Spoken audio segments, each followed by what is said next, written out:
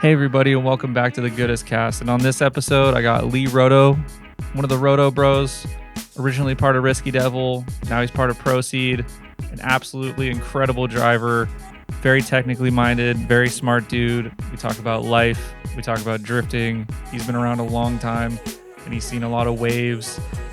And he's really progressed his driving like crazy in the last few years. I've seen some really incredible stuff from him. He's learning a lot about setup. We talk about like the business stuff that he's setting up and Dcorp. He's just an all-around really interesting dude, and we did it in literally the worst layout background in the history of the Goodest cast. You'll see, we talk about it at the beginning of the episode, but stick around, check it out. Leigh Roto, Proceed, Goodest cast, roll it. Tire Streets, baby. Welcome to the Tire Streets kingdom, where I'm probably like, I would be like a zebra, I think. I don't know. Whatever. What am I talking about? TireStreets.com/Goodest. They have tires. It's in the name, obviously. They don't just have tires for drifting. They have tires for whatever you want. If you want to off-road, if you want to wheel, if you want to freaking wheel, dude, they got options. If you want to commute, they got options. If you want to rally, they got options. So head on down to TireStreets.com/Goodest. Don't forget the /Goodest part. That's how I get credit. And take a gander. Run it up. Buy some tires for, I don't know, someone you hate, and learn how to get over shit. Use some tires from Tire Streets to like extend the olive branch and find happiness at TireStreets.com/Goodest.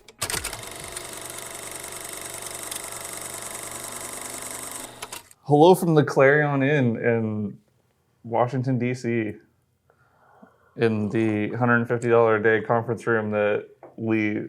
Not if you can sweet talk the front desk lady.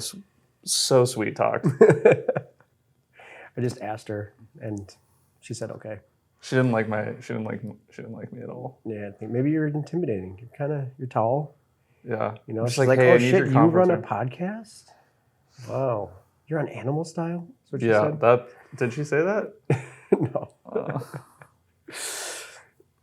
She spoke really good. She's learning Spanish.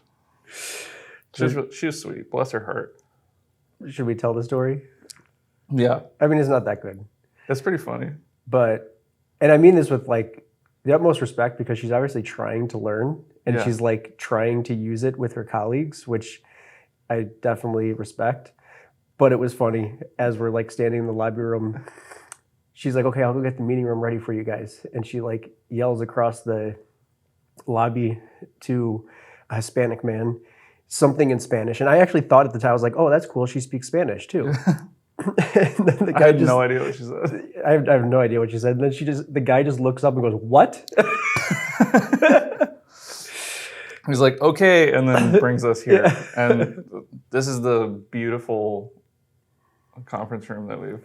And really obtained. sturdy tables, and no, definitely worth $150. Yeah, so if you're in DC and you need a conference room for the day, Clarion Inn.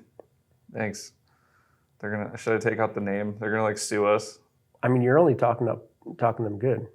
I mean, That's true. We're recommending this. This is excellent customer service. This is why we got the room for free. Yeah. Because we can give a shout out. Ah, there we go. Okay. Millions of people now. Full circle. No Clarion. Yeah. It was a good morning exercise. Yeah. I don't know if I should tell people it's morning and have like a Modelo in my hand. Yeah, it's 9:30 or something after a late night of drinking. East Coast time. And we were like, oh, this would be a great time to do a podcast when we're hungover bright and early in the morning. Well, yeah, we didn't plan it very well, but we're here. And I don't usually like do this, but it's for the sake of the pod. For the sake of the pod, I will crack a Modelo at what is 6 a.m. to me. And I said I'm not going to, but just in case. Yeah, in case you feel the need. Or if you need another one. Oh, God. Anything for the pod, dude. I will do anything for the pod. Anything. That's a good shirt. I'll do anything for the pod. Yeah. with like a little Tide Pod on it. That has your face on it. Yeah.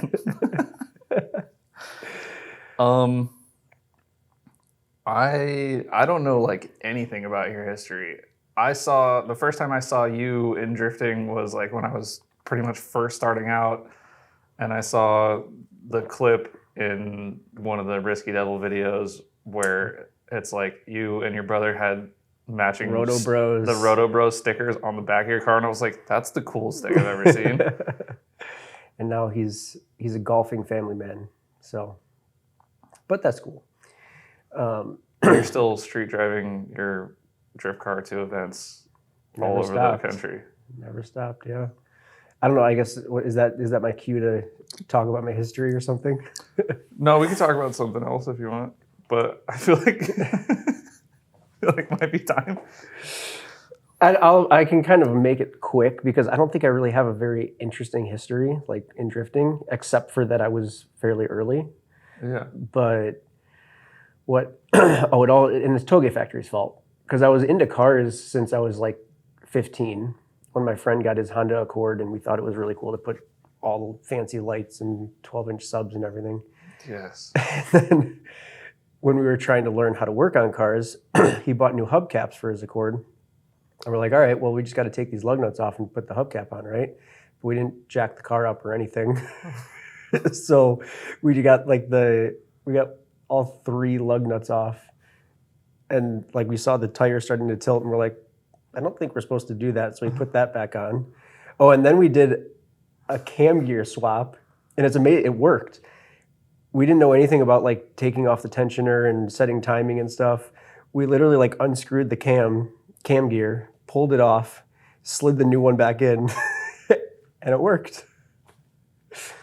So that's my start on cars. That's some dumb luck right there. And then I had some front wheel drive cars. I did some autocross, and then that was when I was a big fan of Super Street, and Super Street started doing a lot of content on SR Swap 240s. So I was like, I want a turbo. So bought a 240 that was blown engine, but like 60,000 miles or something, like really good condition except for the engine, for $750. Told myself, well, I've done all the bolt-ons on my previous cars, so I can do an engine swap, and started doing that. Massive failure. Like, because I still, I was in this, like, I went from swapping cam gears out without knowing how to do the timing to just like putting on intakes and pulleys and stuff and just the easy stuff. Well, if I could do that. Yeah, if I can do that, I can figure this out. And I mean, long story short, the wiring was completely fucked. I put the cams in and I didn't know anything about like the torque sequence or that you're even supposed to use a torque wrench. Oh my God. So it just like completely ate up the head. I think I got it barely running and then I was totally stuck. So I went to Toge Factory, which by the way, kind of funny is like I ordered all of my parts from Toge Factory because at that time it was like Phase 2 Motor Trend, Toge Factory, or Injuku. And I was like, all right, well, Toge Factory sounds good. So I like went on the website, ordered all the parts. As soon as I checked out, I was like, I wonder where Toge Factory is. And then I like looked and I was like, oh my God, they're 20 minutes away from me. So I called Dave and I was like, hey, can we just like get rid of the shipping? I'll just come pick up the parts and everything. And that's how I met Dave in his original TF shop, which was literally a loading dock and then like a little office. No way. So they had like jacks and tools and everything in this loading dock. And so got all the parts from there, totally screwed up the swap. Called Dave and was like, hey, I just need What did you put in it? Stock red top SR. Oh, okay, cool. And that was actually one of my first mistakes too, was at the end I had a SR 240, but everything else was totally stock. So like stock suspension, everything. And now in hindsight, I'm like, well, that was dumb. I could have had a lot more fun if I had done the opposite stuff and just thrown another KA in. But so I called Dave, took the car over there. They fixed it for me. But it was right around that time. Like I think it was when I was buying the parts, but also like when he took in my car, he's like, hey, there's a drift event. Oh, because I bought the car to do road racing. That was my goal. Interesting. Part of it was actually like drifting was getting popular, and I was just like, it's just a stupid fad. Like, I just want to do real racing. And so then so Dave told me, hey, there's a Club FR event. Ended up being Drift Day 1 of Club FR. You should come out and watch. So me and a couple of friends went out and watched, and that did it. Like, I saw it one time. I mean, of course I saw it on videos and stuff, but like when I saw it the first time in person, I left that event going like, okay, now I'm pursuing drifting. Yeah, it's different. The coolest part about it to me, and it still is to this day, I used to rollerblade, and I always thought it was so cool how like everybody at the park roots on the other person trying to get the trick, or like the skateboarders like banging their trucks on the coping and stuff. Like, I love that. And that's what I saw, because it was super early days. So like, I think it was Eric Wortman. He connected one part of the track that like today we'd be like, well, like nothing could be easier than connecting this one part of the track. But he did it back then. And the whole crowd, like everybody just went nuts and just like supporting that he was the first person to do that. And that was like, that just totally got me hooked. So, yeah. Then my brother had, we were both into cars, so he bought a Silvia from California that was basically already where it needed to be, like stock SR, coilovers, diff, everything. And so he actually started drifting like a year before I did, when I was just spectating. Who's older? Me, by 2 years. He just made the smarter decision of getting a pre-built car. He knew his limitations. That's an important thing to know. And so he started driving a couple events. Then eventually, I don't remember if I waited till I got coilovers or what. But yeah, eventually I started driving once my car was running. And I guess the rest is history. I just kept going to events. And like ever since then, that's my whole goal in life. And like, I mean, my original cars too, both the 240 and then especially the Supra, I had this like downward trend in quality, because it was just like, get the car running well enough to make it to the next event, and then scrap it together for the, and I didn't have any money. I was a broke college kid. So it was just do whatever I could to make the next event. And I think like the first few years I drove every Club FR event. So probably something like Drift Day 4 to 10 or 20 or something. And at the same time got a little bit into street drifting, just because I reached out to some guy Phil, Little Phil, who lives in California now, was from Chicago. Shout out Phil. Shout out Phil. Yeah, he's one of the real OGs that is super behind the scenes. Yeah, he doesn't get enough credit. And yeah, I just hit him up on the Club FR forums, and I just PM'd him and was like, hey, I want to go street drifting. I saw that you guys do this. Can you invite me next time? That's cool. And he actually did, which was crazy. I did not know him at all. And so that's how I got mixed up with what would be the Risky Devil crew, and Risky Devil and Friends, I should say. I feel like Midwest people are pretty welcoming. I don't think anybody would have luck doing that today. Oh, definitely not. I mean, maybe because it was so small back then, it was like, oh, look, another person that's like wants to do what we're doing. Yeah. Cool, let's give them a shot kind of thing. I'm sure that's part of it, for sure. Yeah. And Phil's just a nice dude. Yeah, he's a great guy. Maybe if I hit up somebody else, they would be like, no, you're not in. I didn't even know you had an S chassis. Yeah. I've only known you as Mark III Super guy, which, like, got to give you your flowers on that. It was like, those chassis are ugly as shit and terrible. They work, but like the driving you were doing in them was really impressive. Thank you. I mean, I love that car. The funny story about that one, so I had the 240. I probably owned it for like 3 years, drove it for 2 years, went to a circle track, and this is when I learned no more, one more run. Oh, yeah. I put on some tires that my friend had, and it wasn't, like I did a few laps, and I was like, man, this just doesn't feel right. It's just shooting all over the place. But I was like, I'm gonna do one more run. And on that one more run, I transitioned, like I came off the bank, to do the little like manji into the next bank, and it just didn't transition. I went straight into the wall, and we like threw it together because there was an event that night that was just actually really cool as well. It was like a, can I say redneck? Is that too demeaning or something? What is like? How if you say it in a positive way? Yeah, I loved the time. So yes, it was in the best way possible, a redneck circle track event with like rollover cars and figure eight bus racing and stuff. I would love to do that. And then they had like the sideshow of drifting. And so I threw it together for that event. But then it was like, yeah, it was total shit. And also at that point, S chassis and these drift cars in general were super cheap. So I was like, well, it'd probably just be easier to scrap it and find something else. So I scrapped it. And the interesting thing about the Supra, I don't like MK3 Supras, like even to this day. Wait, what? Especially back then. They were like the total bastard child of imports, you know, because like you had the MK4. And I remember going to MK4 and meets. MK2 was cool, but yeah, back then... And I'd go to like Sound Performance meets before I had the Supra, and like I'd go to look at all the MK4s, and then there'd be like this pack of MK3s, and my friends and I would laugh at them. Like, aren't those things so stupid? No way. But then like I was browsing, I think it was Club FR forums, looking for a new car, and this guy in Minnesota posted the one that I had, and of course it looked totally different. It was still gray, but it had like these ugly 18s on it. It was lowered, but not that much, and it's like on lowering springs. But I saw it, and like I had that like love at first sight thing. Like really? I just saw it, I was like, I need this car. That's my next drift car.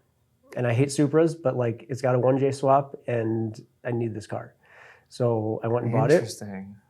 And then like, I mean, I loved my Supra. Yeah. But I'm still not a big fan of them in general. I almost bought one. Really? Yeah. That was almost my first drift car. What stopped you? Well, the ad said manual, and I drove like 2 hours to go look at it, and it was automatic. And the like mileage was like 100,000 miles more than it said. And the license plate said BLK PAPA. And it just had a big back window sticker that said porn star. Holy shit. And I was like, if it was manual, I probably would have bought it. Was cheap, dude. It was like $1,500 or something. Oh my God. Still 7M, non-GTE. So was this a porn star? I don't know. I mean, I'm going to have to go on Pornhub and search Black Papa. Yeah. I mean, he showed it to me. The car. Thanks for that clarification. Yeah. Yeah, I test drove it, and I was like, this thing's auto. And he's like, yeah. I was like, okay, I don't want it. Yeah, I was like, I'm not. That was like before I knew like anything. My friend came with me, and he's like, you should buy it. And I was like, no, dude. Like, I don't want an auto Mark III Supra, but I also blew up a 7M GTE. That's not doing hard. Donuts in Oakland with my friend one night. Yeah. We rod knocked it in a not nice neighborhood. Oh, geez. Yeah. But yeah, that's not hard with those. I was always like a devote. Whenever anybody from the Supra community would ask me, like, what do I do to start drifting? I was like, well, get rid of that engine first. Yeah.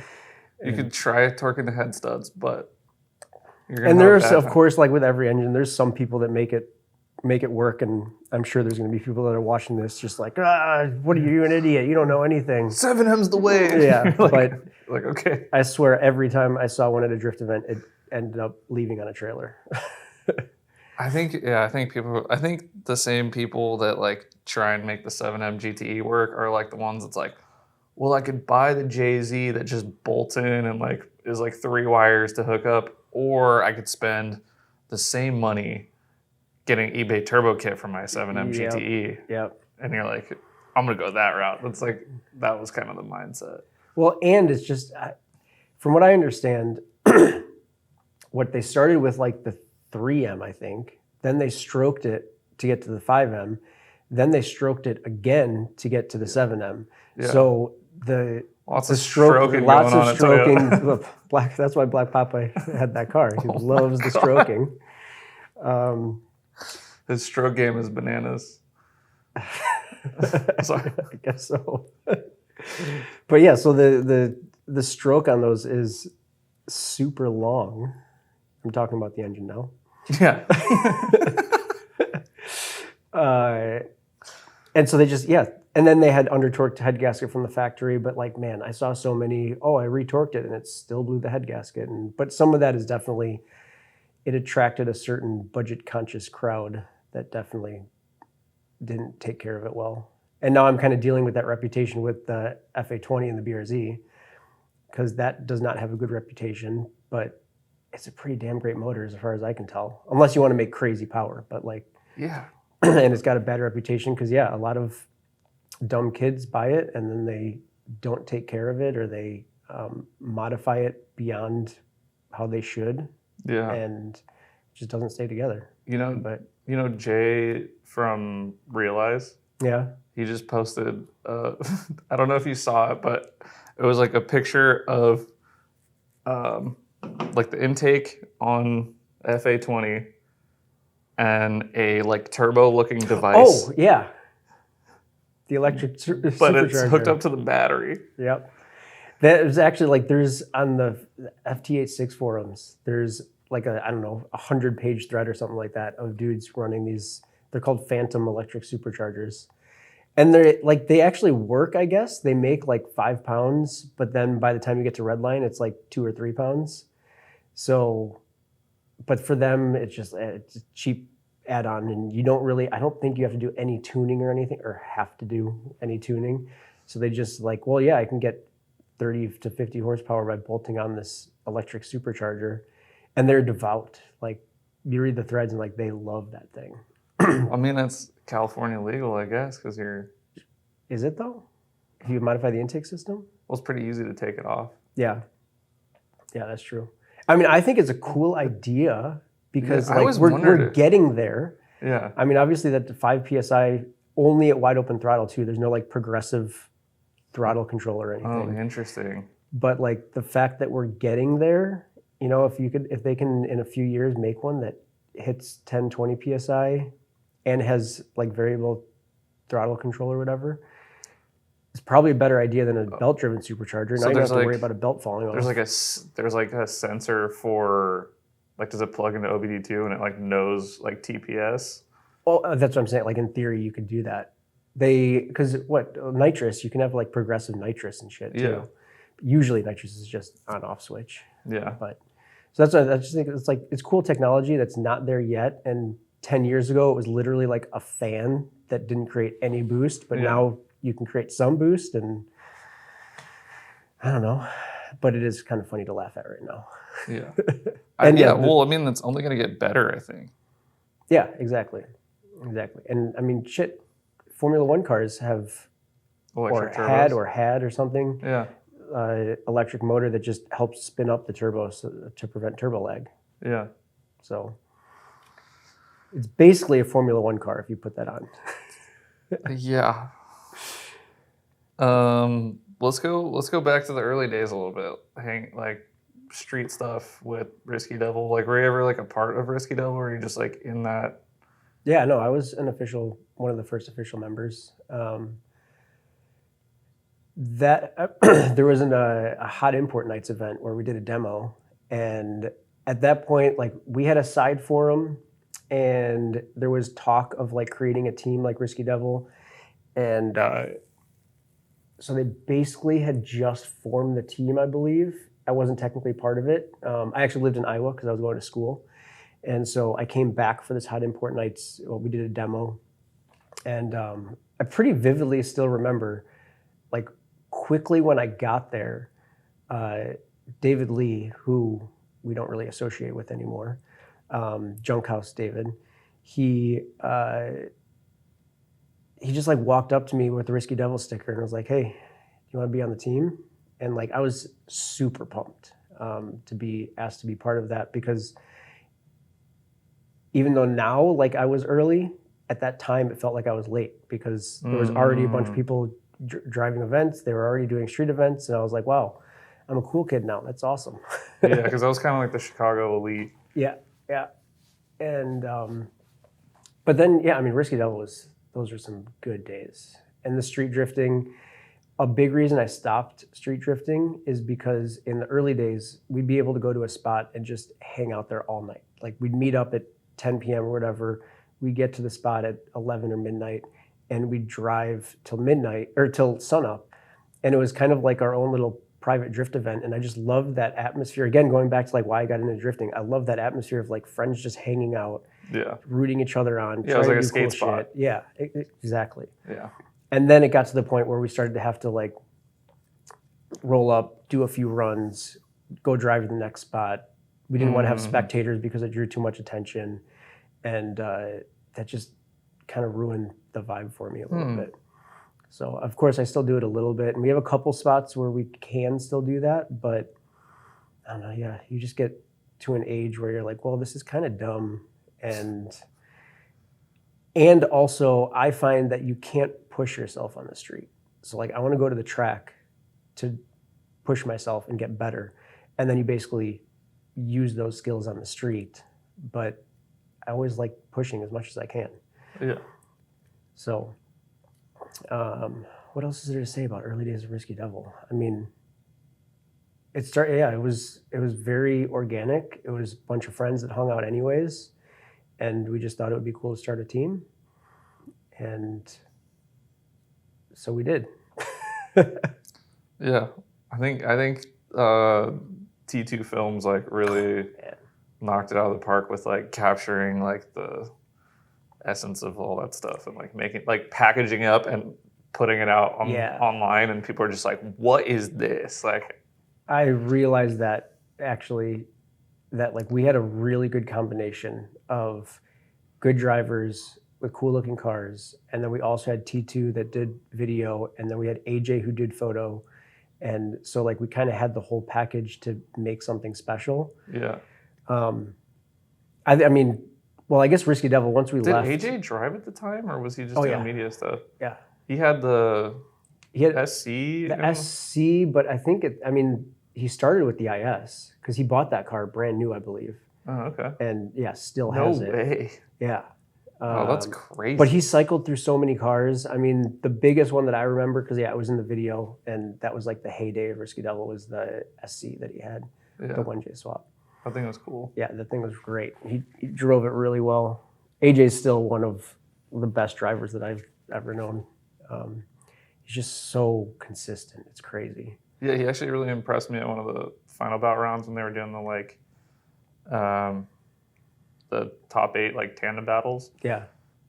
And he went in, it's like a nice car, and you're like, you have your like assumptions on, what people are going to do with a car like that, but like he did not hold back. Yep. It's pretty cool. It's cool to watch. He doesn't hold back. And because he drove for so many years with stock engines, stock diff, like he just learned to drive around that stuff. And he went to like every single event as well, and he street drifted all the time.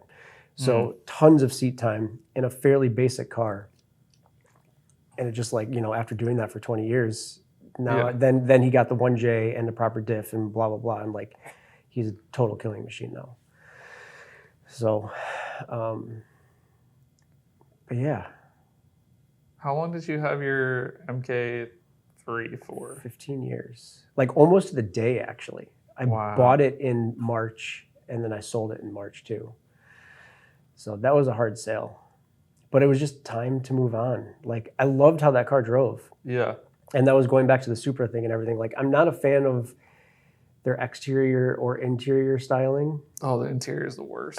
Sorry, Mark III people. I got used to it, but yeah, it's terrible. And I'm big on nice interior, or like interior that I enjoy. Yeah. That's where you spend all your time. Yeah. You gotta have the office arranged, So, but it was, besides the fact that it's a little heavy, the suspension is basically MK4 suspension. Like it's double A-arm front and rear. Many of the arms are either totally swappable or they're off by like a couple millimeters or something. Yeah, coilovers are the same. I think. Maybe. Probably. Well, it's like S13, 14 difference, where like one is longer or something. Yeah, I think you can put Mark III Supra coils on an SC. That might be incorrect. Yeah. But I know that the suspensions are extremely similar. Yeah. The weight, it's lighter than that. Oh, actually, no. It's heavier than MK4. Yeah. But only by like a couple 100 pounds. And I mean, shit. Just one heavy passenger. If you look at, if you look at like JZXs or SCs or whatever, these really common drift platforms, they're basically the same weight. Yeah. I mean, Chubb's GS300 or Aristo is like 100 pounds heavier than the JZ70. Interesting. So, but yeah, the suspension is a great design. I mean, the chassis is, one of the reasons it's heavy is because that chassis is totally bulletproof and overbuilt. Yeah. I mean, that thing was a bulldozer. Yeah. And the best example that I have, but I have many of them, is like when I think it was the last Final Bout event that I drove with Simba, or that I drove with the Supra, and Simba spun out in front of me, and I just straight T-boned his door, and I bent his door bar. You couldn't tell there was any damage to my car. Yeah. And yeah, many times that happened, which was really nice, especially when you're driving to events and stuff. Like I never had a problem with that car breaking suspension arm or bending the frame to the point where it was 90s Toyotas are tanks. Yeah, it was a total tank. And now I'm in a tin can. Yeah. I mean, like, yeah, you got a lot of crumple zones. Yeah, I know. And there's a lot of the sheet metal's thin on the BRZ, and but that 1,000 pounds actually makes a big difference. Yeah, you've been driving really well in that car. It was crazy to like, oh, I can hit the brakes mid-drift and the car actually slows down. This is crazy. Whereas before, like, I just had to plan everything, 10 minutes prior to my entry to make sure that I'm in the right spot in the middle of the turn. Yeah, team tandem and your guys' array of cars is pretty tough. Yeah.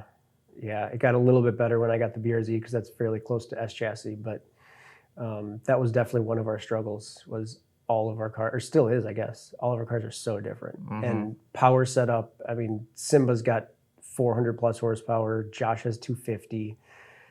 Yeah. Chab has 550 in a 3,800 pound car or whatever. Yeah, those boys are heavy. So and big and small and everything in between. So I don't know. I mean, I guess then when I changed chassis, then we won the next year. So no, I guess not the next year, because the first year I had it, we didn't win, but the second year I had it, we did.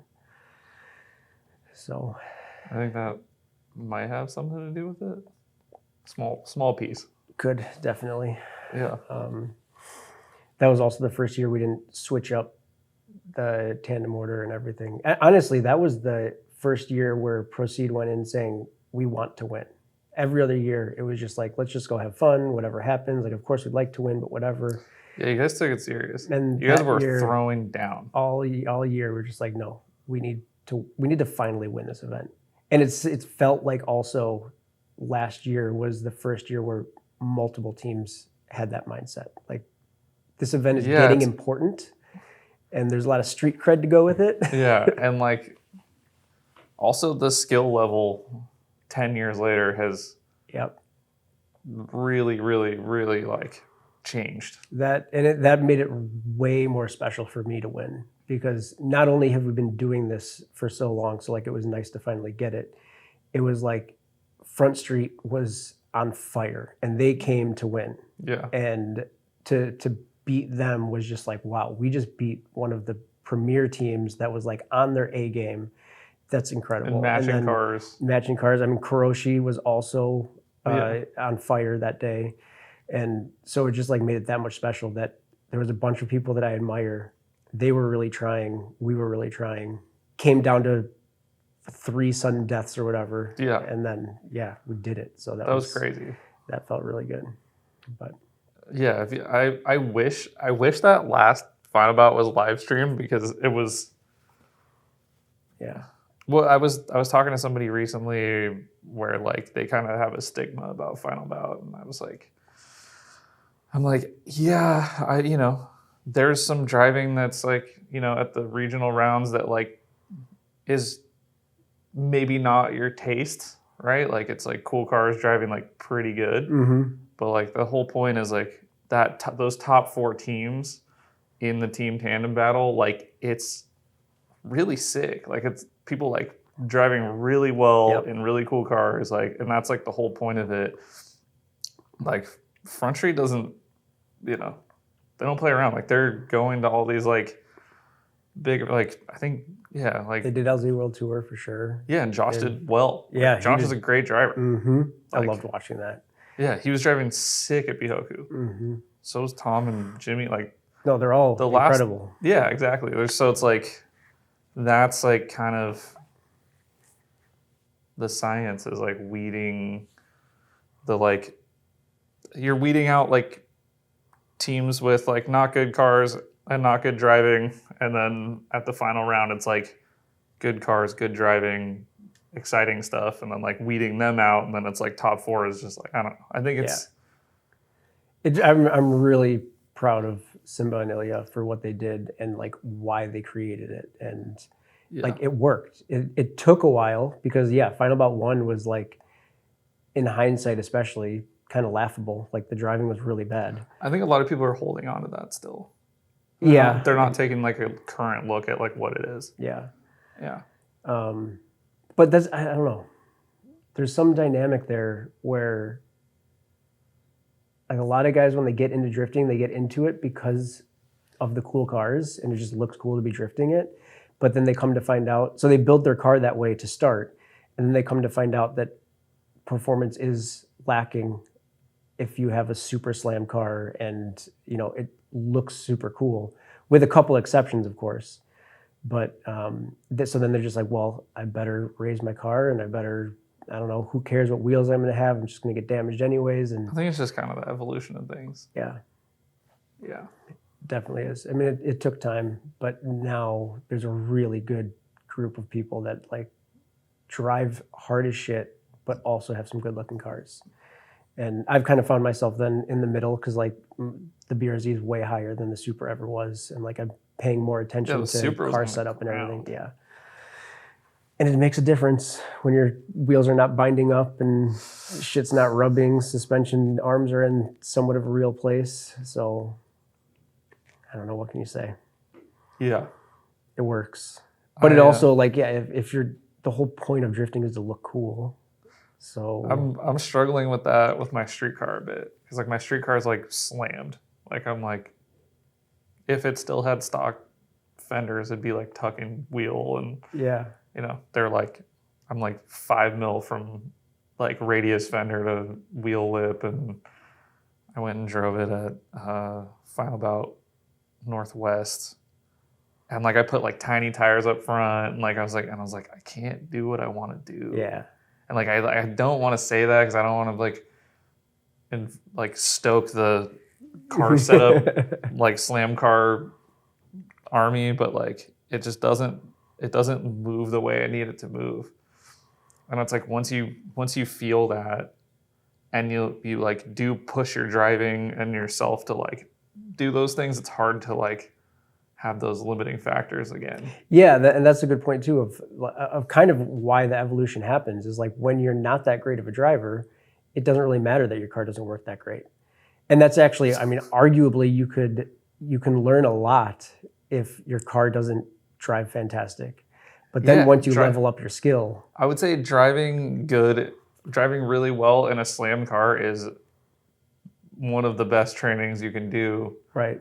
Because like if you can do that, then like once you've set your car up like proper and like quote unquote proper, sorry guys, like once you set it up properly, you're like, oh, like this is a lot easier. Yeah, this is actually work. I remember actually, so like the first time, I've been doing this for almost like 20 years, I just put on front lower control arms that are extended a little bit to stop any rubbing.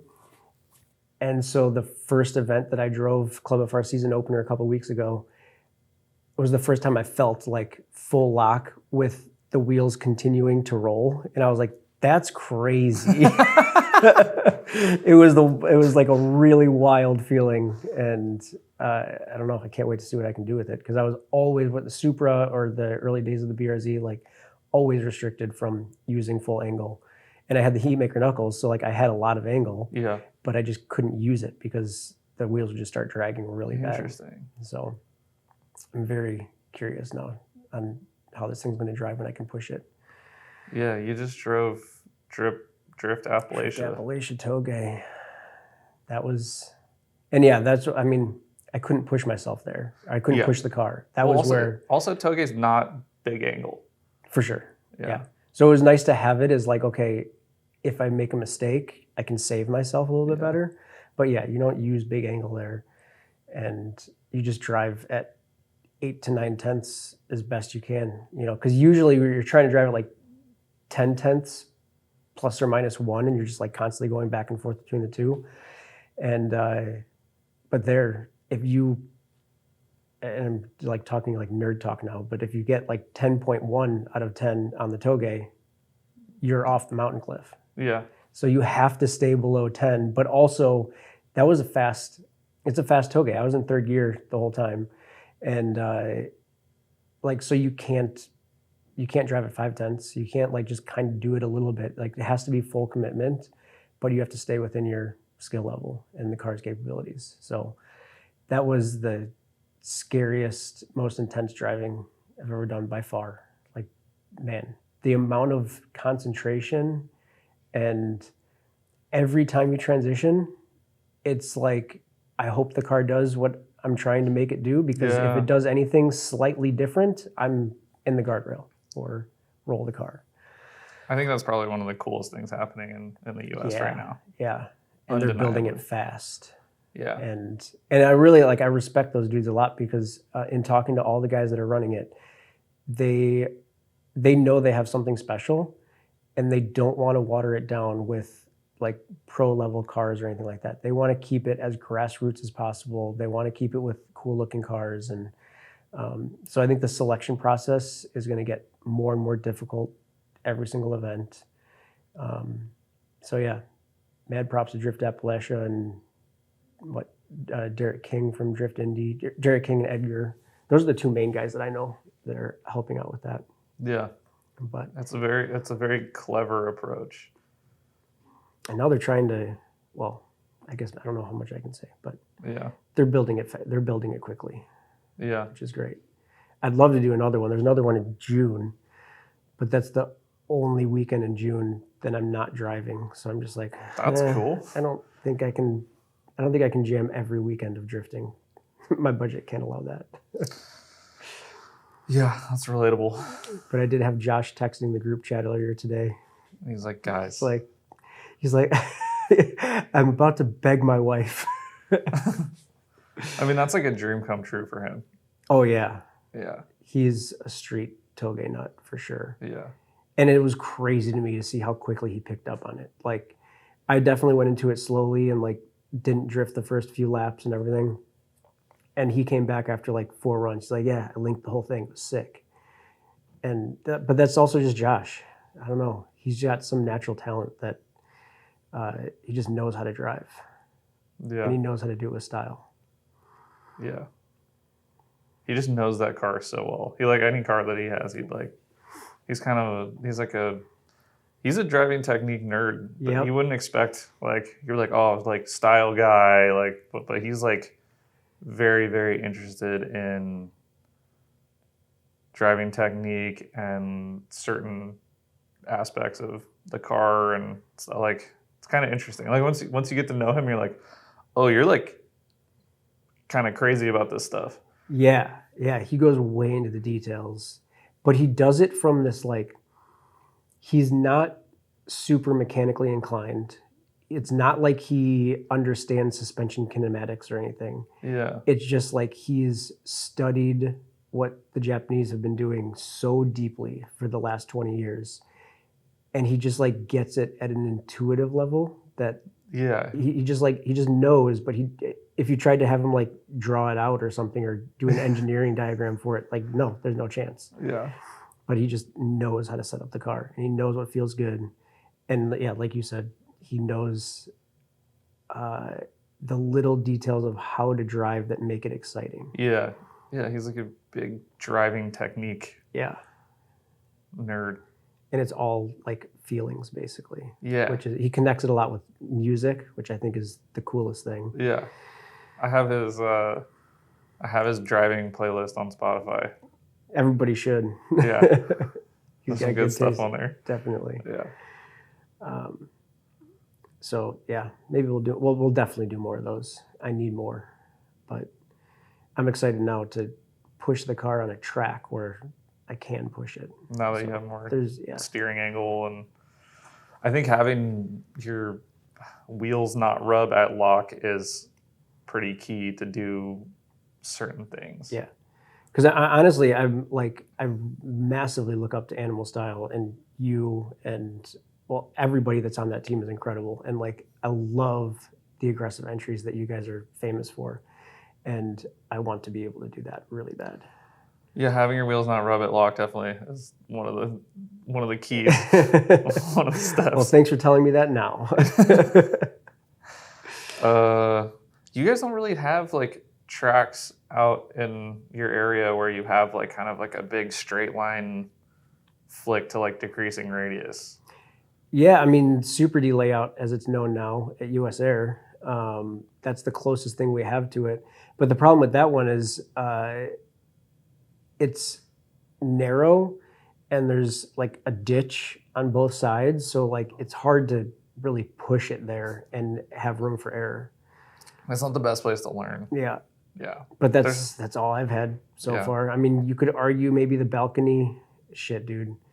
Speaking of Animal Style and entries and stuff, Brandon at last year's final bout, I have this like image stuck in my head now, or like this GIF, if you will, in my head of him on the wall and like totally perpendicular to the wall for like what felt like the entire length of the wall, just floating across the whole thing. And I was like, how do you do that? That's, I mean, because for me, it's usually, I hate this term, but it's like a touch and go kind of thing. It's just like get as close as you can and then you start going around the corner. But that dude just dragged his whole bumper on the entire wall. Yeah, he's insane. It was like, goals. Yeah. Which is the coolest thing about drifting, that like, or I guess maybe even motorsport in general. It's just like, no matter how good you think you are or how good you are, there's always somebody better. And even if you are like actually the best one, someone's going to pass you up at some point. And there's just always faster, more angle, more style. Pay attention to like your throttle inputs and the sound, and there's just always something to do. Which going back to skateboarding and that too, it's very similar. You know, Tony Hawk was the GOAT, or maybe I guess is, but now there's 10-year-olds that are way better than anything he's ever done. Yeah. Tony Hawk just watched someone do like a 1080. Really? Yeah. It was just like, how the fuck did you do that? You know, but that was the heyday. I watched that live at X Games when he tried to do the 900. Yeah, that I did too. So cool. Yeah. I love pushing it like that. But yeah, the realization that like there will be a next generation and they will do cooler stuff than we've done, but like just like laying the groundwork, you know. And they already are. Dude, the simulator is not fair. Yeah. And they spend like thousands of hours on the simulator from 10 years old to 16 or whatever. If I could have fucking replaced all the time I spent on Gran Turismo on a Assetto Corsa with a wheel, like, things would be a little different, you know. But do you have a simulator? Yeah. Yeah. Do you use it a lot? It's been broken for like 2 months. Me too. I swear I have to like work on that thing more than my car. Yeah. I broke the base. So I had one of the podcast listener sold me a base. I have to set it up when I get back. Which one? Which podcast listener? No. Which base? It's just another Thrustmaster. I wanted direct drive, but I was just like, I need to fix my car too. Yeah, I know, exactly. I had my sim go down, my car get hit, like moved all at the same time, and I was just like, drifting. I can feel it slipping through my fingers. Like, when will I drive? And it can never replace it for me. Like the sim? Yeah, it's good not practice, the same. But actually, Animal Style again was one of the reasons why I got a simulator in the first place. Because I got mine actually a long time ago when we were still using R Factor before Assetto. Yeah. And I think it was like after a final bout. Maybe it was after like, I don't know, final bout 2 or something when Animal Style came. And then I just had this realization because it was at the end of the year. I was like, man, they're going back to California. where they can drive all winter, and I'm going to be sitting on my ass, not working on drifting. So like, what can I do to not fall behind animal style? And Sick.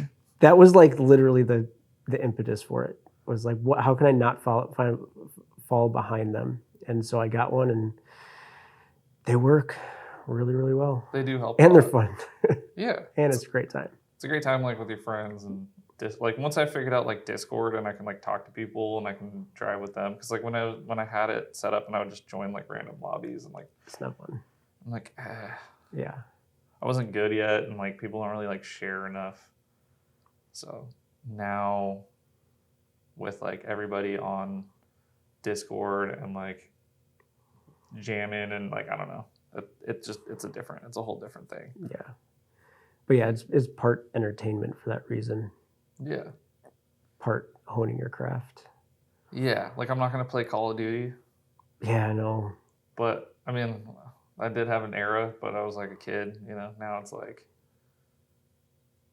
that's what happened to me because I was big into Call of Duty and stuff, and then I got Forza 3, and almost similar to like how I got even into cars, because like I was skateboarding or rollerblading, and then I got a taste of car life, and I was like, well, I'm gonna move on over here now. See you guys. Yeah. So wait, now I forgot what I was saying about how was I connecting that? Forza. Oh yeah. So I played Call of Duty a ton, and then I got a taste of Forza, and I was like, well, that's all I'm going to do now for if I'm sitting on a video game console. And yeah, I don't have time to play video games. I try, and like every once in a while I get into one or the other video game, but I don't know. I get so much time. Yeah. It's only so much time, and I get done playing for like 2-3 hours or whatever, and I'm just like, I didn't accomplish anything. Yeah. Like that was a total waste of my time.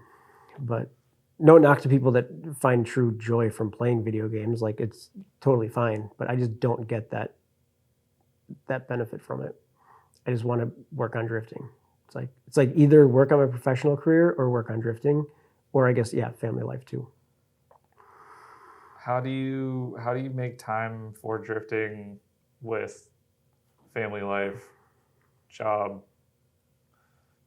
You know, obviously, like you maintain your car. Feels like I don't. I don't know. You know, I mean, the most important thing is my wife is absolutely incredible and super supportive, and like she knows how much I love it.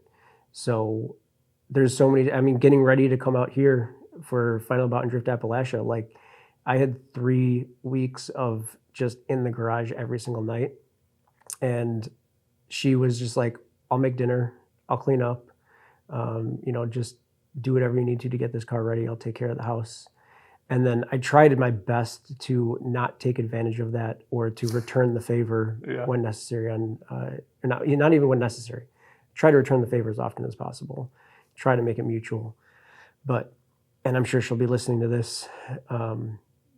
She's always doing more than me, and it's quite frustrating, but also very, I don't know, it's super special to have something like that. So that's step number one. Because also that before you have girlfriend, boyfriend, wife, whatever, finding the time is not that hard. But then once you add on family life or relationships or something, then it does become pretty difficult. Yeah. But I'm big on 1 hour a day, or however you want to phrase it, of just like, I hate, after doing it for so long, I just came to the realization that like I hate working on cars when there's an impending deadline and I don't have the right tools. But I love working on cars when I'm just chilling in the garage, getting stuff done, have the right tool, or like if I don't, now I have the money to like go and buy the right tool, as opposed to when I was in my 20s and like I just couldn't afford a socket. Yeah. Like, fuck it. Yeah. Adjustable wrench, baby. Yeah, exactly. I got the one do all. And then you're just fighting that nut and you're stripping it, and like that just takes all the fun out of it. But like, shit, do I have a fucking SAE socket that'll fit this, or Oh yeah, dude, there's so many crossovers, especially Allen keys, like no idea which Allen key is metric or standard, but you're like, yeah, that doesn't wiggle that much, that'll work. round.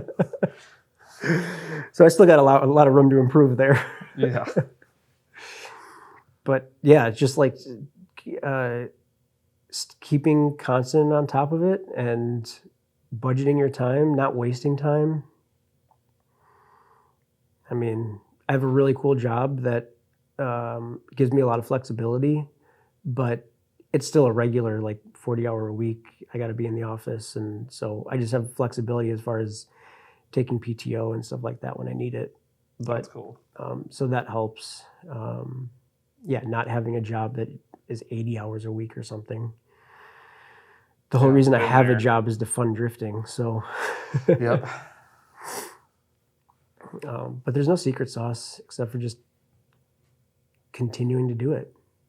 And just like I said, just go into I've tried to make a habit of going into the garage with just jack the car up. Just get the car off the ground so that I can prepare to do whatever I need to. And then half the time I get the car up in the air, I'm like, well, might as well keep going. Keep doing a little, what's the next step? But I always give myself but if you don't want to keep going, go back inside. It's okay. You did something. So just keep things moving. I found that works really well in life in general. With my job and everything and home life, it's just just keep things moving, and it doesn't matter so much what the pace is. Yeah. Keep stuff from piling up. Mm-hmm. Yep. So. Yeah, that's good advice. One that's easier to give than implement. Yeah. For me, at least. Yeah. Because sometimes you need that the impending deadline to be like, oh shit, I got to get this done. But now I hate that. And that's the 3 weeks leading up to this trip was, I didn't actually have to pull any all-nighters or anything, but it was not enjoyable because it was just every day after work, get in the garage until I have to go to sleep. I took a day off of work. So I think there was a Friday, Saturday, and Sunday where I was in the garage for over 8 hours, just getting the thing ready. Are you just going over the whole car or changing stuff? Dude, it was, because I got a cage. So had to take out all the interior. And then because I'm a nerd, I have to put all the interior back in. But I really want to keep it a nice street car. So I had to be very careful to make sure I didn't miss any nuts and bolts and get everything where it needed to be. And so it was a lot of putting it back together and then be shit, I forgot this screw. Take it all back apart, put it back together. It was, and that's not naturally me. I have to force myself to be I don't want this thing to turn into the Supra. So I better redo it. That's funny. Yeah, the Supra was such a pile until I don't know, the last 5 years or so, 5-10 years of ownership, I started to piece it back together bit by bit and buy this interior piece. I put stock seatbelts in and just undoing all the errors that I made when I was oh, it's just a stupid drift car. I don't need this and I don't need that. And, jokes about when you're done and you have leftover nuts and bolts. Oh, it's weight savings. It's great. Yeah. It's well, yeah, until you need that nut and bolt. And now your car doesn't move anymore. So I guess I'll open mine too. Yeah. A man of class. Hey everybody. Fuel Lab. They have a laboratory where they literally just deal with fuel. They have engineers, they have a staff, they have marketing, they have a company, and they make fuel pumps and they make fuel accessories, and they're making sure that your car doesn't go lean and blow up, and that's really important. They're also making sure that your fuel keeps pumping so you can pump out those laps, pump out those lap times, pump out enough horsepower to blow freaking 2 tires off the car in 1 lap, brother. You know what I'm saying? Fuel Lab is a place where they make magic happen. They do science. Fuel Lab does science, and that science is what you want. That's the good science. That's the science that leads to burnouts. not a lot of science leads to burnouts, but at Fuel Lab, science leads to burnouts. Thank you. So, how was the Japan trip? Oh man, they're always great.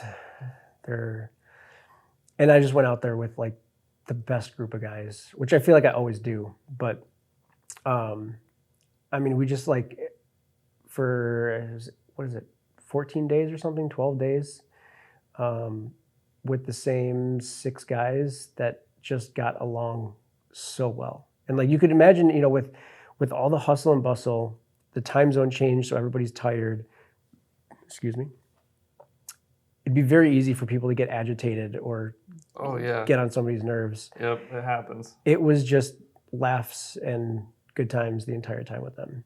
But it was exhausting because it was like go to bed late drunk and wake up early and go do stuff all day and then drink again until late and then wake up early. So like I actually left early. I was gonna stay an extra few days after like Simba and them left with, I was gonna stay with Burst Speed just for a few extra days. But I got to like, I don't know, day 8 or something. I was like, I can't do this anymore. I need to go home. I miss my wife, miss my bed. Yeah, the Tommy mats are not that comfortable. Yeah, I know. I mean, none of the sleeping arrangements there are. And we're like crammed in these Airbnbs that, you know, sharing rooms and half the people snore, which like I cannot fall asleep when people are snoring. So yeah, it was exhausting, but it was super rewarding, dude. We got to meet so many cool people. We got to go street drifting with some very important people. Got to drive Bihoku, which was great. I crashed, of course, as I'm sure you didn't see that at all? No. What? No. Turn 1, on my first lap in the red 8.6 that Thrash and EK have. I mean, the tires were cold. It was the stupidest crash ever. Where like the tires are cold, I'm like just kind of drifting a little bit, getting a feel for the car and stuff. Didn't throw it into turn 1 at all. Like I just kind of, I pulled the e-brake a little bit just to get the back end out. And then it snapped back and I just went into the mountain. And it actually didn't do really that much damage. Like there was a leaking oil cooler. It messed up the front bumper a little bit. But then there was also, I don't know if it was from me or they had just replaced the transmission. So the output seal started to leak. And so it's possible that like when I went up on the embankment, the underside got hit and caused the oil leak, or it was just, they just put in this new mission. So, but. Yeah, that's the Japan way to say transmission. Yeah. They say mission. Yeah. Yeah, I learned that on the last trip. But then I got over it, and Hurt called me out. He's like, you crashed because you didn't commit. Yeah. So don't do that. And I had that going through my head the whole time I was at Toge event too, because I was like, yeah, don't half-ass this. You're either drifting or not. Yeah. I think like sight laps are good. But like if you try and drive a car like 40%, like you're gonna crash. Yep. Because like the car doesn't want to do that. It's either like you're drifting or you're not. Yep. So like pick one. Like either drift it or don't drift it. And that's exactly what I did, was like 30-40%.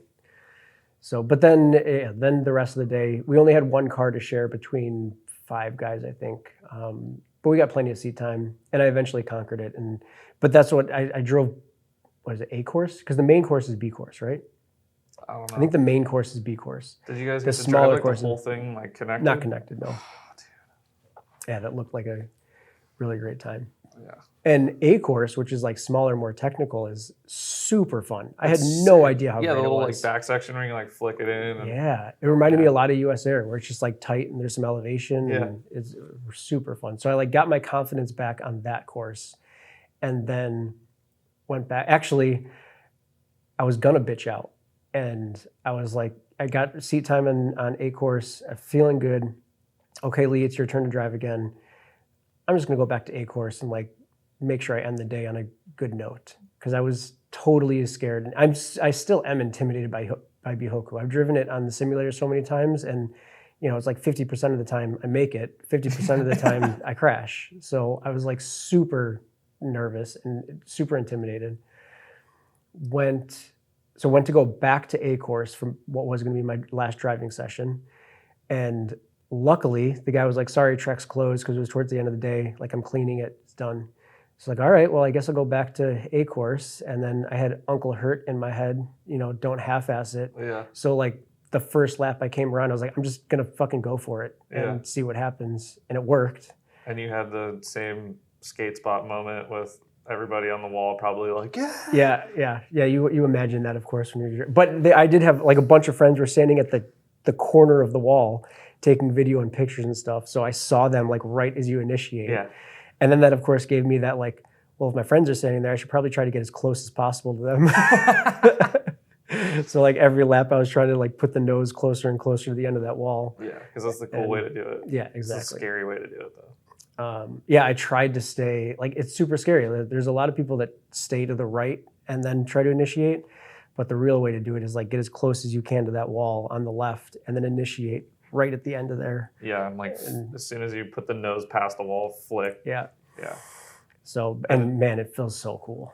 Yeah. I did not want to stop once I started getting it. Yeah. Because it is, I guess, kind of like Toge in the fact that the room for error on that transition is, there's nothing. Like there's a wall there. Yeah. So, and we've all seen plenty of cars roll over or otherwise get destroyed. Yeah, between Bahoku and Mahon, it's like, how many crash videos have we seen? Yeah, you got that replaying in your head the whole time. But it worked. It was cool. Those cars drove really well. I definitely had an advantage because they were 8.6s, and there's a little bit of a like learning curve to them. So I felt perfectly natural in there. But everybody else got it. I think that we were with. They all had a good time. I got to drive that course too. In what car? Julio from Goon Squad's S15. When I was there for the thrash day, he's like, "Hey, bro, you want to do some laps?" And I was like, "Yeah." Chase from Chase Bays offered, but he blew up his motor. And then Rich Whiteman offered, but he blew his motor. So I was like, I was just sitting there like, everything's fine. Like, I don't know. I really like appreciate all the people who have been letting me like drive their cars lately because I've been feeling like connected to the community in that way. And it's just like nice. And I try and like, I don't know. It's like a big deal. Like, we're on the other side of the world. It's not just like for somebody to hand you their keys to their car it's like and let you drive gesture. it in such a dangerous track too. Yeah. They trust you. Yeah, which felt good. And like I should have like looked at the setup first, but I just like went out and drove it and was like on some like smoked Kendas up front. And GK Tech bolt-on stuff and like pretty much like bone stock S15 and dude, like I felt so comfortable. I don't know what it is about S15s. I love S15s. I love S15s. Yeah. Yeah, they're great. Jet let me drive his. I was like, oh, these cars are so good. Because they're like, you can feel like the chassis rigidity in them. And it still has all the like really nice like S chassis feel, I guess. But like, yeah, I just was like super confident and was able to just like throw it in first lap out. Nice. So you got the full entry? I did the full entry like 6 times, and then I was like, okay, I need to bring this car back, like, because I had the same moment where I'm just like, oh, I could do better, I was like, I can get close to the wall, like I could do the line, but I was just like, nah, borrowed car, man. Yeah, that's smart. But Be Strong said I did good, and if he said I did good, that's high. That's high marks. That's all you need. Yeah. Your friends to tell you, good job. Yeah. He was like, I came back. He got one clip, but he's like, it wasn't your best run, but I'll send it to you. I was like, okay. So nobody was videoing or anything when you were? There's one clip. I'll probably post it at some point. I don't know. I need to see this. Been like, I'll show it to you when we're done. I also but Brandon wasn't driving, right? No, he was just hanging out. Okay. I'd love to see him do that too. I mean, really, anybody from Animal Style driving that course, I'd love to see. Because it was, dude, when I saw what Naoki was doing at Bihoku, was that the first time he driven Bihoku? Do you know? No, he's driven it. He has? Yeah, so I talked to Casey. Oh, I guess in D1 and shit. Yeah, of course. I talked to Casey, shirt stuck to in Casey, and he was like, I was like, how many times have you driven? He was like, I don't know, maybe like 4 or 5 times. Like, it's far. Yeah. Like, for them, Bihoku's like 3.5 hours, and Mahon's like an hour. Mm-hmm. And if you're in Nara, it's like, well, in those travel times, 45 minutes. Like, for a Japanese person to be like, yeah, it takes 4 hours, they're just like, well, I'm not going then. It's just like way too far for them. Yeah. But then, yeah, And, like, our home tolls track and all is that stuff. 3 hours, 3.5 hours away. Yeah. Yeah, what I saw from what Naoki was doing there, that was just crazy. Like doing a reverse entry at Bihoku, and like he's dragging his bumper On the on the tires. tires there. Yeah. And he's so early on throttle. Yeah. I don't understand that at all. That's like the cool thing to do. Like if you can like flick it, like some of my reverse entries are like I'm maybe a little too late on throttle. Like I'll like let it like hang for too long, and that's like uncool. Like that's not. And just like that's not pop the skill. clutch out at the right time. Yeah. But then, But if you can do it like and be on throttle super early, that's like the coolest way. I mean, how do you do that? I mean, I've really only seen Naoki do that, I think. So Jordo, Tweed, Yeah. he was doing it all day. Just fucking Damn. early throttle. It was. I mean, there's some monster drivers over there for sure. Yeah. Like getting to see Jordo attack Bihoku was really really cool. Like obviously Casey, great driver. Yeah, there's some like just really impressive stuff, and it was like kind of interesting to see like Haraguchi in his like I think 15. He brought the S15 out. Haraguchi drove the Thrash event? Yeah. Oh my God, I had no idea. That's Yeah. crazy. Yeah, and he's like, you know, the car is set up to do, like, I mean, it's I don't know what spring rate it's on, but it's like, you know. It's the 326 style, like super slammed and everything? Yeah, like tons of camber, and it looks sick. Yeah. But like, yeah, he's not doing the entry like that. Yeah. Like he's drifting the course sick, but it was just, I don't know. I think it was a good, like side by side of like, what style do you want to go for? Yeah. I mean, there's the one exception that I always think about is Simba. Now he's still working on like super aggressive entries. Yeah. He's convinced that it's just driver, it's not his car at all. Yeah. And I guess we'll see. But he's got one of the lowest drift cars that like tracks all the time. Yeah.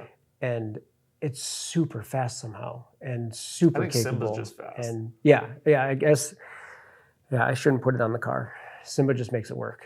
Yeah. And I'm pretty confident he's going to get gnarly entries with a little bit more practice. Yeah. I mean, you can do it. Yeah. I mean, my car used to be like on the ground, and I could do like reverse entries in my S13. Mm-hmm. And I think I did them in. I don't know if I did them in the E36 when it was like on the ground. I think I did. I think so. Yeah. I mean, I know Julian and Kato were before they raised their cars. It's just harder, and you can't do early throttle. What do you think that is?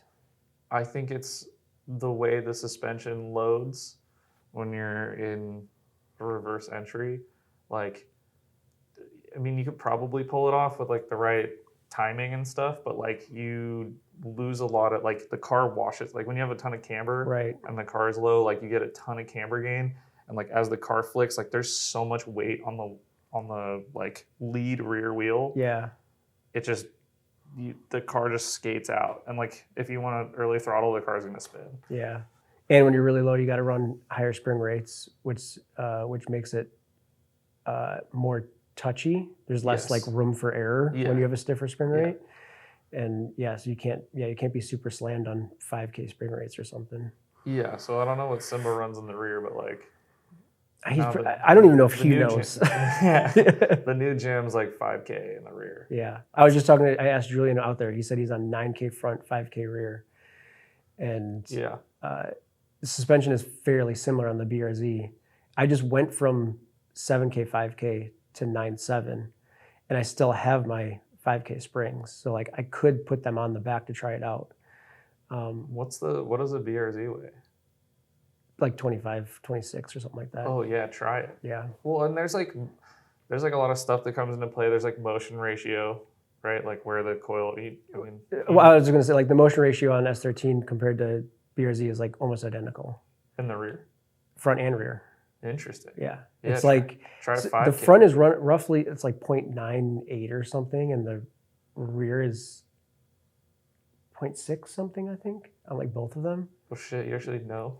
Yeah, well, because I've talked to Dave, TF Dave, a lot. Interesting. Super suspension nerd. And, Yeah.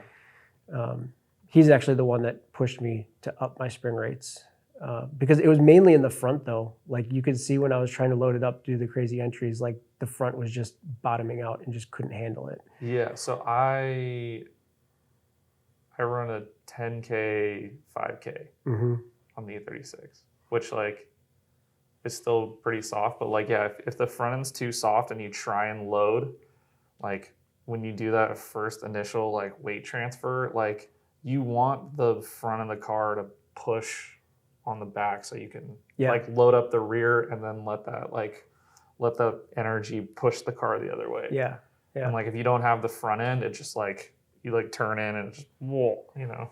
And that's what I was getting. And then the other problem with the BRZ though is the rear shock stroke is super short. Oh, interesting. So that's one reason why like one of the first things you do is get the camber arm, but they like lower the camber arm in almost like a U so you can fit a slightly longer shock on by like, 25 millimeter or whatever to give you a little bit more stroke. But do you know how long the stroke is? Yeah. No. I just know it's short, and I know I had 5K springs on before, and Dave, when he rebuilt my coilovers, he's like, your bump stops are compressed 30%, just like static, because you've been hitting them so often. So yeah, the problem is like I still want to have my car decently low. Yeah. And so that was one reason I got stiffer spring rates, just to control, so I don't hit the bump stops. So yeah, well, if you live on the bump stops, I would say living on the bump stops on a 5K is probably worse than actually like having travel. I don't know. I'm not a suspension guy. Well, when you hit the bump stops, your spring rate basically goes to infinity. Yeah. So that's why it's not a good place to be.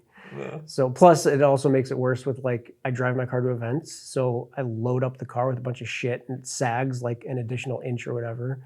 Yeah. So I need just for street driving. Maybe that's why the bump stops were smoked too. Probably, yeah. Yeah. Interesting. So I don't know. I have time to play around with it. We'll see. I haven't even tried out the 9.7. Oh. I mean, like I haven't really tried it because it was Club FR opener, which I just did a few laps just to test the car before I came out here. And then I did a Toge event where like I'm not pushing the car to its limits anyways. And so that's why I'm excited for Final Bout, Special Stage East, because that's a great track to try to push. Like there's pretty wide open runoffs and everything. Yeah. It's a fast entry that you can do entry's one on. Fun, dude. But then it's going to rain maybe. So that would take all the fun out of it. Yeah. And you have to work. You're judging. And I have to judge, yeah. It's always fun, though. It's a good time. I love telling people how bad their cars are. The true Chicago comes out. Car show. Judging other people's cars is the best. Kind of fun because you get to like really like look at everybody's car. Yeah, I've only done it one other time, and I definitely walked away with a new understanding of what it takes to like win the car show or do well in the car show. Yeah. Because once you start looking at everybody's things, you're like, oh, okay, like the quality of your interior makes a big difference. Or like you have to score the engine bay. And if you have like a stock engine bay, it's not very cool. Or even if you have, in my case, like I have stock engine bay with like a couple hoses and stuff. And it's just like, well, that's not very cool. We want to see something fancy. Yeah. So. Yeah, pro tip. Engine bay, interior, exterior. Wheel fitment. So if your wheel fitment sucks because you want to, do crazy entries or whatever, do get in all the other categories. That's the Final Bout secret sauce. Which is what makes it special. Because that's what drifting should be, is like half car show, half driving style. I mean, we talk so much off camera about how seeing ugly cars drift is ugly. Like I want to see a cool car drift. I want to see a cool car sideways. That's the whole point of doing it. I think that's why there's so much media that comes to Final Bout, because it's like, I mean, just like look at Jim from like Elator's like YouTube channel. That's like, it's just like pretty drift cars drifting with music over it, and like there's like million views. It's the best. Like 2 hours long or something. with the wildest descriptions or titles for the Yeah, videos. yeah, the most like This video will help your mom bake dinner or something. drifting clips to clap cheeks to. Yeah. So yeah, and that's Thought of your next title, Jen. yeah. You just got 2 of them for free, Yeah, so yeah. you're welcome. Yeah. Next one's gonna cost you.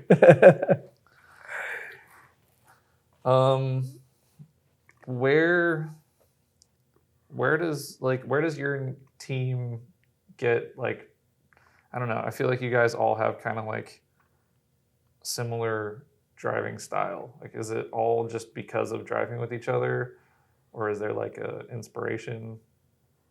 I think the driving together over the last 15 years has made us drive more similar together, and definitely like when I get behind a teammate,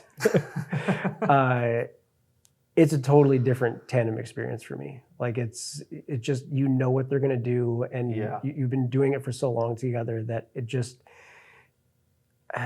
like a state of flow that is really nice. But before that, of course, and I would say I'm the least JDM nerd out of everybody, but like Josh and Simba and Chab and them, like they and Ilya, like they just studied all the Japanese option videos, all the in-car they could. I remember a long time ago, Ilya was showing me some car on his phone that he really liked, and he like zoomed in on all the like super details of the car. He's like, see, look at this. If you zoom in enough, like you can see this marker light is this style and it lines up with here.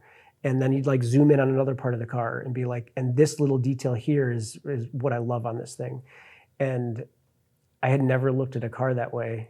And, but like, that's how deep he and the rest of the guys have always been into it.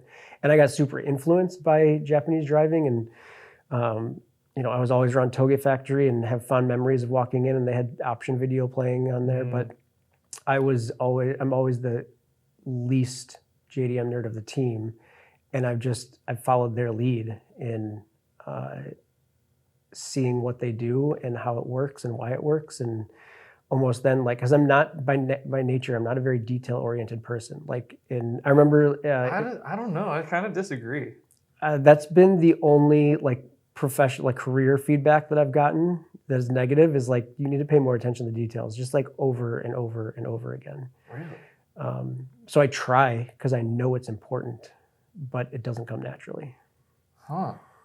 So even if you look at my car now, like I would say it's really good from a high level perspective, but I don't really have that many styling details on the car right now. I want to get there. I would say somewhere where you probably do pay attention to detail is like driving technique. Yes. There I obsess. I was gonna say, because like I guess that's most of the stuff we've like talked about is like driving technique and setup and stuff. So when you say that you're like not a details person, I was like, what? Yeah, I don't know. Driving really does get me. I'll rewatch in-car videos of myself or anybody. I love watching Casey's videos. Anybody that posts just raw in-car on any of the social medias, I just like incessantly rewind it. I love when there's foot cams and just like the minute timing of when the clutch comes out and how many clutch kicks they're doing, and it's fascinating to me. So, and I drive in my head. There's some people that are just like, I have no idea what I'm doing when I'm out there. I just like floor it and go. Where I'm just like, okay, drop the clutch now. Okay, a little bit more steering angle. Like I'm very in my head the whole time. So, I can think about it a lot and reflect. Do you have like do you like set goals for driving like per day or session or anything? Only the most seat time I can, and just like, that's one reason I love US Air. We kind of talked about it last night when we were talking about how Japanese drivers, like they just focus on one track, and Meihan, it's one corner over and over again. And so having driven US Air for 15 years or whatever, every lap that I do, I almost get self-conscious about it sometimes because I feel like people are watching me like make mistakes over and over again or like just not be consistent basically. But the whole reason is like every lap that I'm doing at a fun event, I'm trying something a little bit different. Or I'm like, well, what happens if I hit the foot brake here instead of use the e-brake? And like just continually try to do different things on basically every lap. And that's where I really enjoy. I'm definitely more of a driver than like a car builder or something. Yeah. I think, yeah, it's like interesting how that like works out on teams. Like I think I'm, as far as like JDM nerds go, I'm definitely like maybe middle rung or closer to the bottom of the team. Because like, I mean, actually, I don't know. I think I'm like in the middle. Like there's Julian and Ryan and they're like, you know, but I was watching like Slide Squad clips and stuff when I was like 12 in 2002. So like, I guess I'm like kind of in there, I guess, but it's like, it wasn't like the be all end all for me, I guess. I don't know how to explain it. Like, I'm just like, I just like want to drive cool cars and I want to drive them as hard as I can. And like, Japanese happen to be the best at that. Yeah. And so like, it's like exciting to go see that. Hey friends, if you're not buying stuff from CoroWorks, fuck you. Spend your money, support the homies. They support us. They're good people. We love them. CoroWorks is the dopest shop you could buy stuff from. And they make drifting fun on all levels. We love them. You guys should too. All right. Julian was just giving me shit because on one of the podcasts I was like talking about how I don't watch like in-car. And he's like, you need to fucking watch in-car. Like, what are you doing? Like, I watch it all the time. I mean, like I post a lot on my socials because I hope that like other people can learn something from it and get inspired by it. But also because like I'm making these videos so that I can watch them anyways. So like I might as well just put them out there. Hopefully get like some feedback from people on my driving, although I haven't really had that yet. But yeah, I would love for somebody to watch my videos and be like, hey, you should try doing this at this point or something. And I mean, shit, the Toge event, the night in between day 1 and 2, I annoyed the shit out of my wife, like watching my in-car from day 1 to try to figure out how to do better on day 2. Did you see a progression? Definitely. The one big thing that sucked though, there's one section where like it kind of straightens out on the downhill. It like straightens out for a little bit to where you can link it if you want, but basically everybody just like does a little kind of, I don't know, hesitation flick or whatever, and then throws it back in. And but it's scary to do. I saw Ryan. Wait, is it Ryan? No, he's a pro driver. He drove the last one. He has the Ferrari 86. Ryan Turk? Yeah, Ryan Turk. He did it in his drift truck. And so I watched the in-car from day 1, and I was like, okay, this is a like risky move, but if I can put the car in the right spot, then like I'll just make the decision at that point to try it. And I did one time, and then I rewatched the in-car, and I was like, you just bitched out. There was no commitment. Like the car was exactly where it needed to be. I pulled the e-brake, but I just didn't flick the wheel enough. And so I never actually got that section. But so I guess next time. What's like the biggest driving technique thing you picked up from in-car? There's no biggest, I don't think. It's all the little stuff. Yeah. I mean, name some important ones that you've learned over time.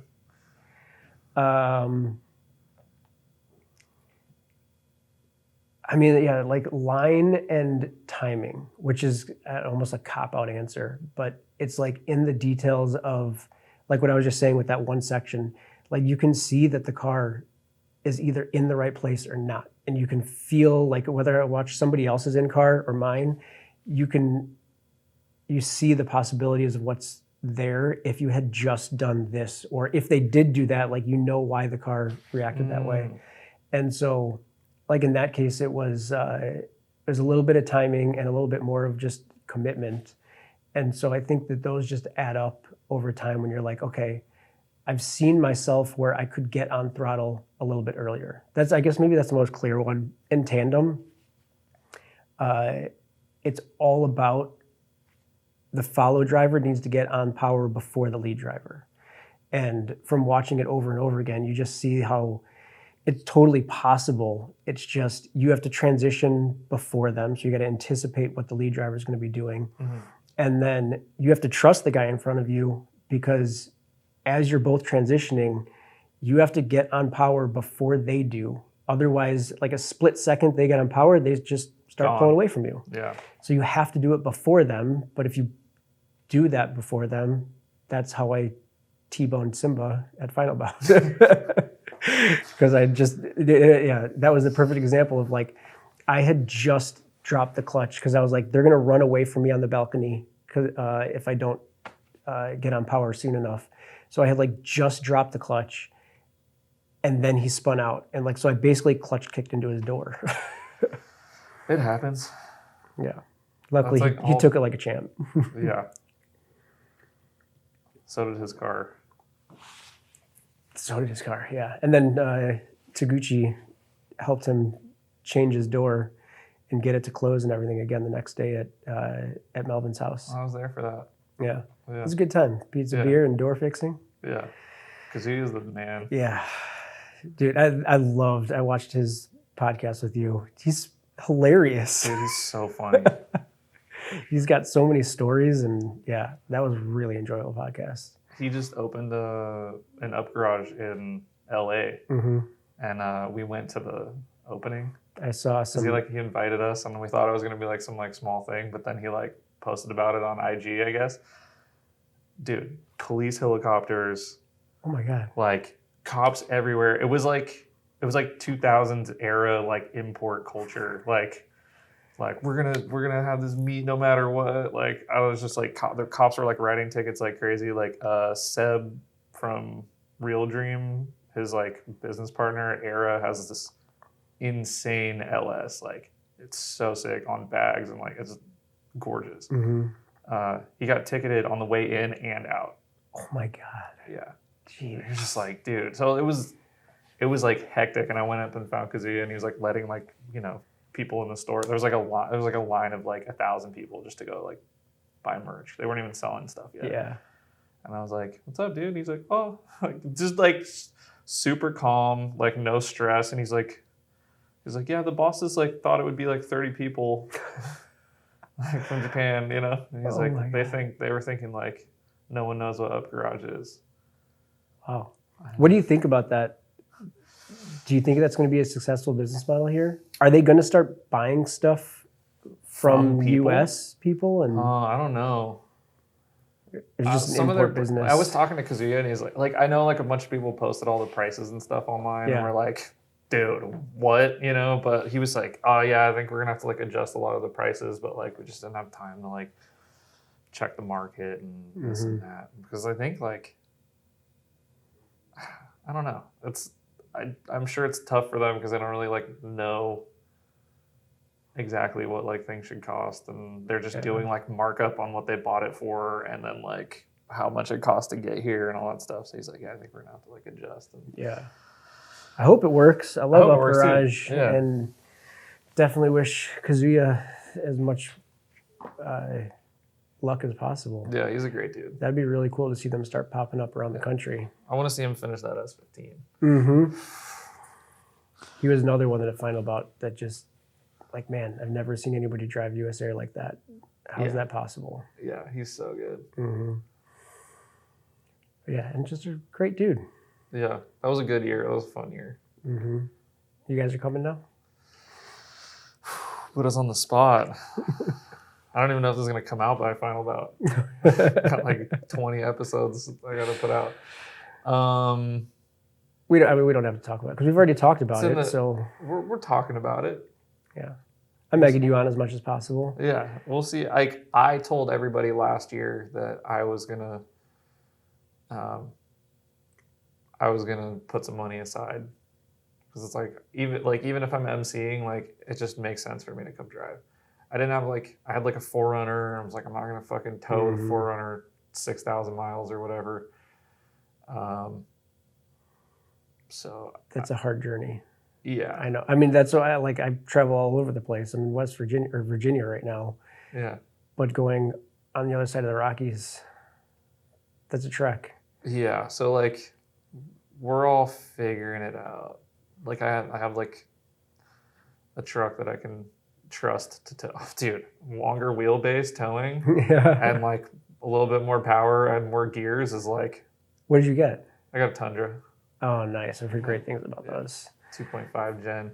And so like, I'm just like, dude, I was like, I could have like, there's so many like, 20-hour like trips I did with like short wheelbase, and I didn't realize like how many like micro corrections I'm doing. And like, dude, I show up to the track like so much more relaxed with like a nice tow rig. Yeah.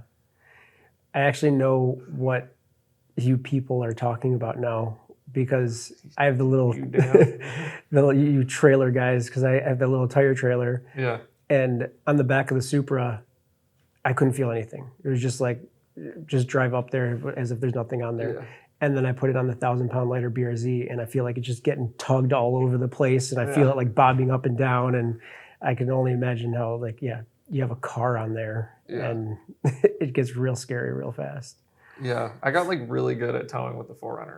I like didn't know what I was like missing. Yeah. I guess it's kind of like driving the Mark III Supra. You don't know how good it is to not drive one. Yeah. I still love the 4Runner, and it still does the job. It still tows good. You still have it? Yeah. You just also got a Tundra. Yeah, it's gonna be for sale soon. I just have to fix a bunch of stuff on it. Mm-hmm. You have your own trailer too? Yeah. Where do you store it? Dude, shout out Angel.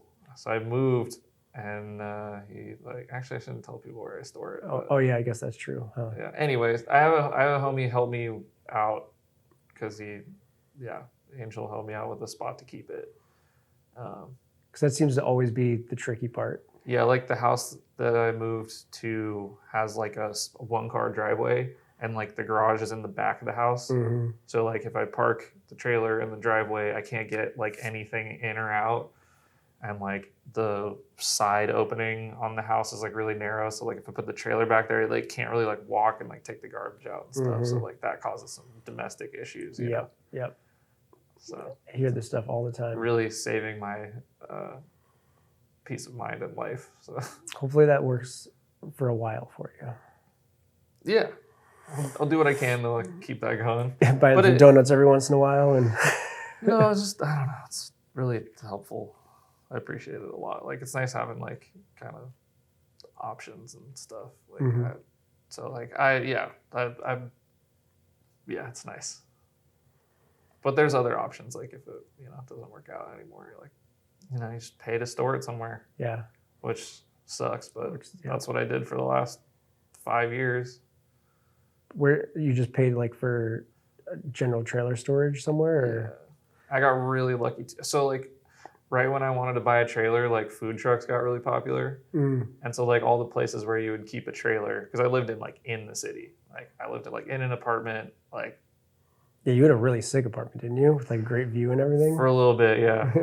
Yeah. When I broke up with my ex, I was like, fuck it. Like it's like I'm gonna get a spot with a view and like really like do the city like the way that I wanted to. Mm-hmm. And it like definitely hurt my pockets and made drifting a lot harder.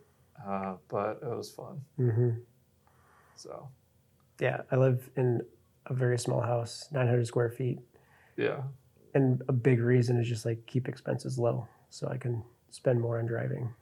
Yeah, I think that's the key. Mm-hmm. I missed that for a while. Yeah, it's really easy for like life's expenses to creep up on you, and because this shit is not cheap at all. What do they call it? It's like lifestyle creep or something. Oh yeah, for sure. Like lifestyle creep is like a thing. Like you get a little raise and then you're like, oh, well now I can afford this. And then like you get another little raise and then you're like, now I can afford this. And then, you're like making way more money and working way harder. Your job's more stressful, but then like your like overall like income is still the same because you've like added all these like things that are like Luxuries. luxuries that are like nice to have. Yeah. I feel like us drifters are really good at not lifestyle creeping. We just Yeah. lifestyle creep within drifting. In the car. You're Yeah, like, our I can cars drive- get better. I can drive 2 more times a year. Yep. You're like, I got a raise. Oh. Yeah, I live like a very Finally get that similar life to. standalone. Yeah, exactly. I live like a very similar life to how I did 20 years ago. Same. But I just drive more often with a better car. Yeah. But I think that's one of the major keys, one of the secrets. it's just priorities. With Yeah. like anything, like how dedicated are you to what you're doing, and how much time and money do you want to push to that thing? If it's not that important to you, then like it's a side hobby, whatever. But like for us, I've been thinking recently about how there's hobbies and there's careers, and usually you use hobbies for the fun things that you do in life or whatever, and careers like your job that you don't want to do or something. But like the more I think about it, I feel like we have drifting careers, because a career to me just sounds like you take it that much more seriously, and like you're always trying to level up. There's no end in sight. You're going to be doing it for your whole life, instead of like a hobby, which is just something like, well, I got some free time, I might as well do this thing. And then a lot of times your hobby changes later on to something else, or so like this is way more than a hobby to us. Yeah. And like, what's That's the word life. for it? It's got to be a career. Yeah. You were not getting paid for it, but Yeah. it's I a think career. some people say like passion or whatever. I don't Yeah. know. Yeah. It's our religion. The Bible of option. I think I don't know. I don't know how, I had a question, but now it's completely gone. Great. You had one job, man. I know.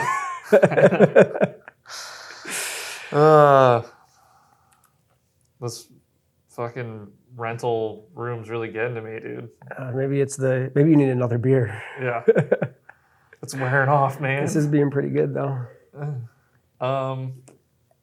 Would you consider us athletes? It's a good one. I definitely consider it a sport. Yeah. I feel like you're good at categorizing things, so this is why I'm asking you. Yeah. I don't know. I mean, I guess I haven't really thought about. I've thought about it, whether it's a sport or not, and yeah, it's definitely a sport. And then more technically a motorsport, but probably. I mean, shit. If you take it to the other extreme, would you consider an F1 driver an athlete? Yeah. Fuck yeah. Yeah, absolutely. And so we're doing that on a lesser level. We're, less dedicated, but like being in peak physical form is super important to an F1 driver. And that's half the reason I work out regularly, is just I want to make sure that, especially like a competition or something, I always think about how if I can be just a little bit less exhausted than the guy I'm Somebody competing else. against, Yeah. then I'll perform better. Yeah. So, Interesting. and then even goes to back in the early days, you just get wasted the night before a drift event, and you wake up and you feel like garbage. And yeah, around like 30 years old, I was just like, I didn't come here to drink. I can do that anywhere else. I came here to drive. So Yeah. I'm going to go to bed early, and like I might go out and have a couple drinks the night before or something, but I'm going to bed early because, dude, I saw it at Toge event too. And I don't know if anybody who was up late drinking had a crash, but I definitely heard people talking about how they showed up and they were super hungover. And I was like, man, you're going to drive on a mountain road with cliffs while you're hungover? I can't get behind that. More power to them if they can do that, great.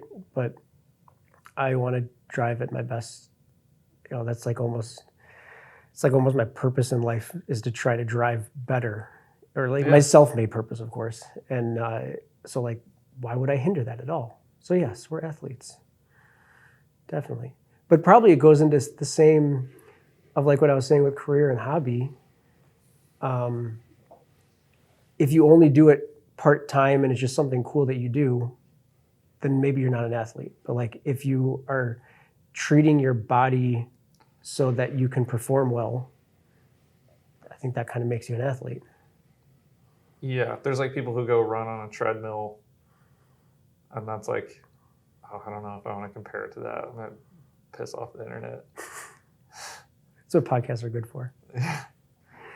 There's like people who go run on the treadmill, and that's like somebody who plays like Car X on their phone, you know? Yeah, if you're just if you're like running on the treadmill But like a not few very times long. a year, or Yeah, something, yeah. then you're not really devoted to it. You're not an athlete. And then there's like ultra marathon people. I mean, my brother is working on doing an Ironman right now after having done a regular marathon, and so that he has like a training regimen, and it's like I shouldn't eat this, and I should eat this, and I should work out here, and I need to do this, this, and this. And while those are like very physical, studying driving technique, there's kind of a parallel there. Yeah. I'm basketball players, we watch their video or their games to try to pick up on things. So it's just like how devoted are you to something?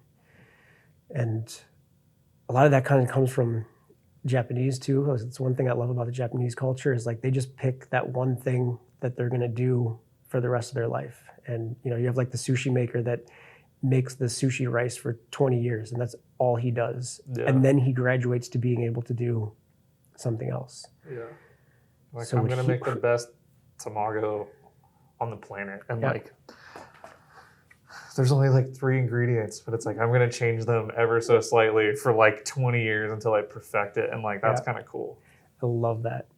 I think sometimes it's taken to an extreme because balance is good. Yeah. But yeah, there's a physical aspect to what we do. There's a training aspect. I mean, I think it's almost obvious. I brought up Formula One, but like a real pro drifter, whether that's Formula D or D1 or something, I mean, Yeah. I can't see how you could say they're not athletes. Yeah. They're not slamming like Big Macs right before they go out for Yeah. the Or at least the ones Top that four. are performing well. Yeah. So unless they're also young, that also helps. Yeah, it does help. Yeah. Yeah. You gotta, as you get older, you gotta take care of your body a lot more to be able to like continue to do stuff like that. Yep. Or like even what we do. And I remember after Final Bout 7, those competitions when we had like 3 one more times or whatever, we were all like exhausted.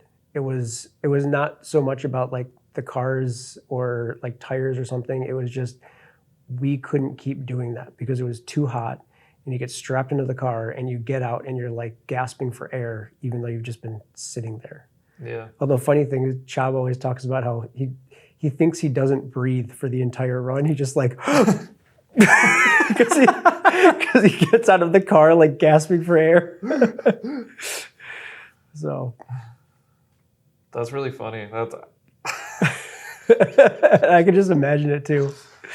As he's leading everybody, he's just like, but it worked. So yeah. don't start breathing, Chub.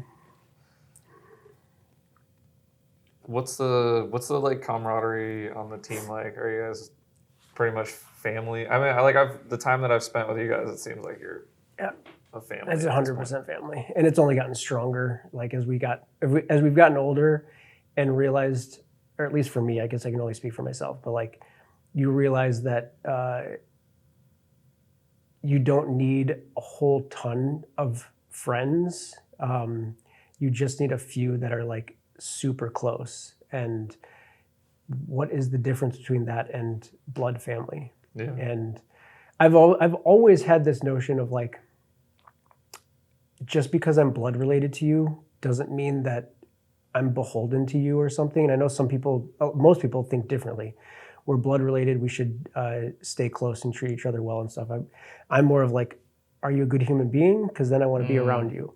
And luckily, everybody that I'm blood related to is a good human being that I want to be around. Yeah. But that extends then to like Proceed has just been super close and will help each other out no matter what's in need. And I almost would say like it wasn't always like that. In the early days, there was, I don't want to say selfishness, but because it wasn't selfishness. It was just kids doing things for their own sake and being a burden in that. But then once you drive with somebody for that long and you spend that much time together to track, and you realize that if I have to ask for help this time, somebody's gonna have to ask me for help next time, and like I better say yes. And by doing those giving acts, it just like brings you closer together.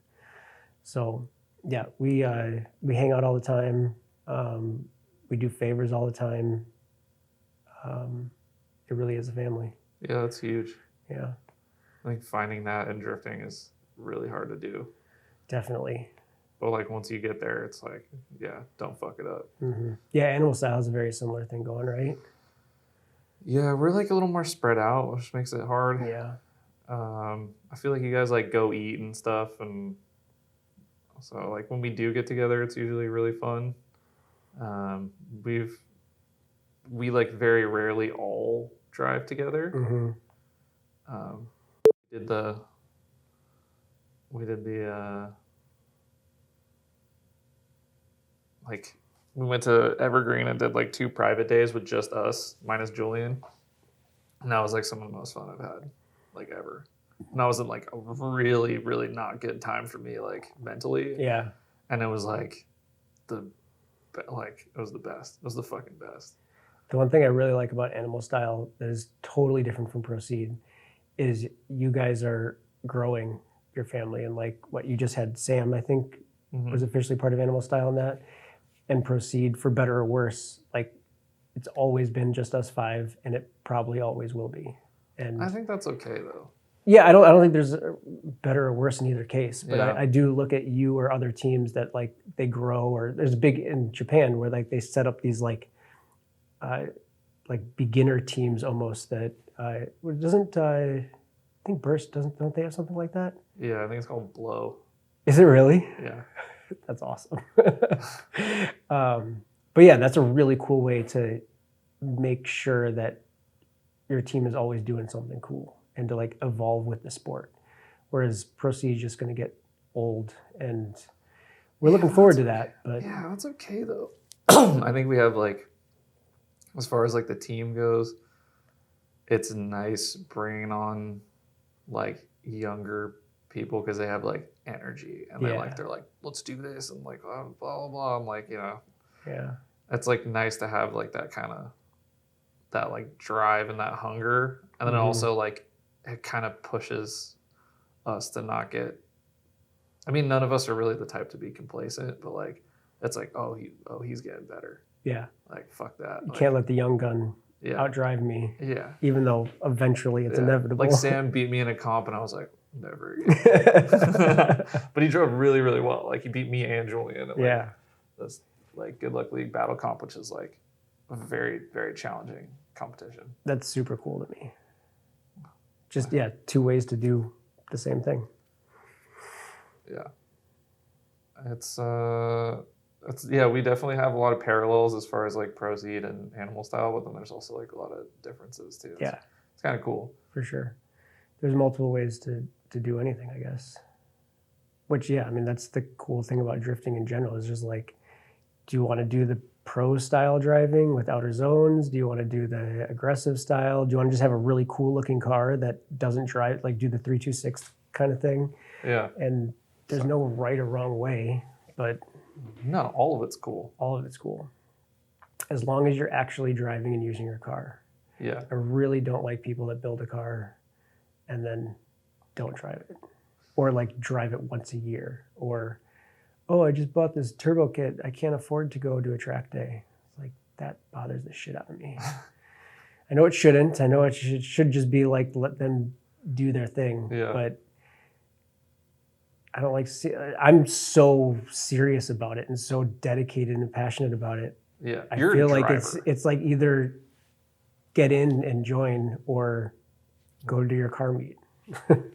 Yeah, like don't put one foot in and like, barely put your toes in the water and just be like, I'm here, I'm a drifter, and you're like, I don't know, because it goes back to skateboard culture. Yeah, either it's you're like, if you're talking about skateboarding and you could be a fan, but like if you never like actually like get on the board and I have no problem with like people that are just spectators, like they just like watching it, they come out to the events, they watch it, like it's almost like, but it is scary. Know who you are and don't fake it, or don't have a drift car that doesn't drift. what the hell's the point? So, but that also comes from me with like, driving is number one, not car building. And I guess I'm probably ignorant to the other side of just like, no, I like building a cool car. I like the styling of this.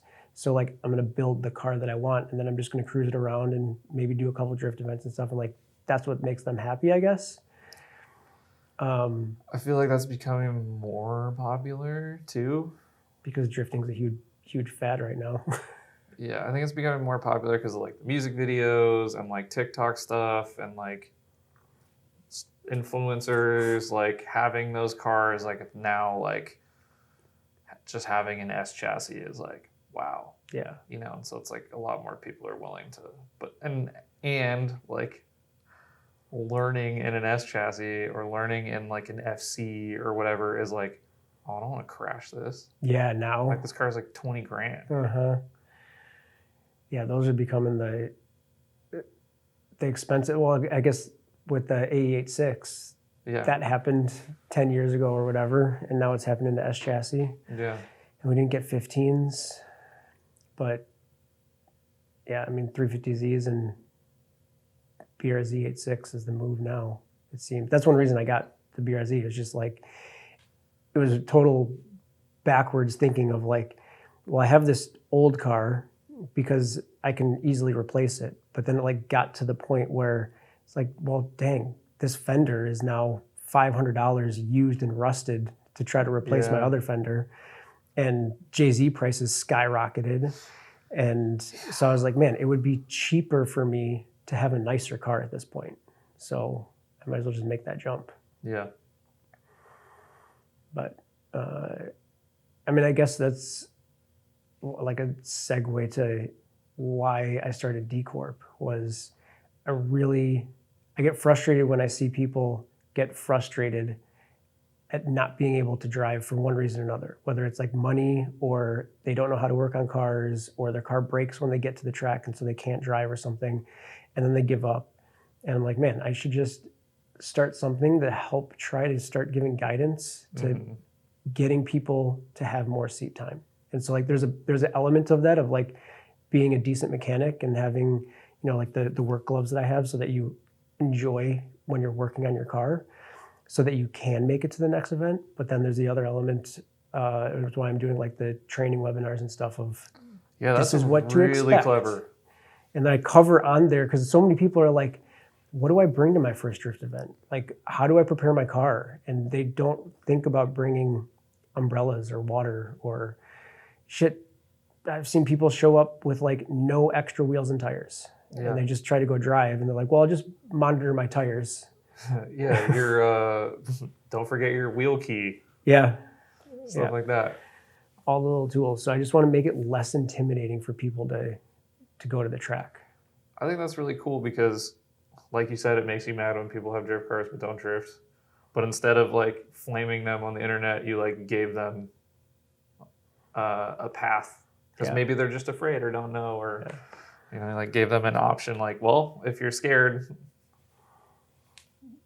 come on down to Dcorp drifting webinar and you're good.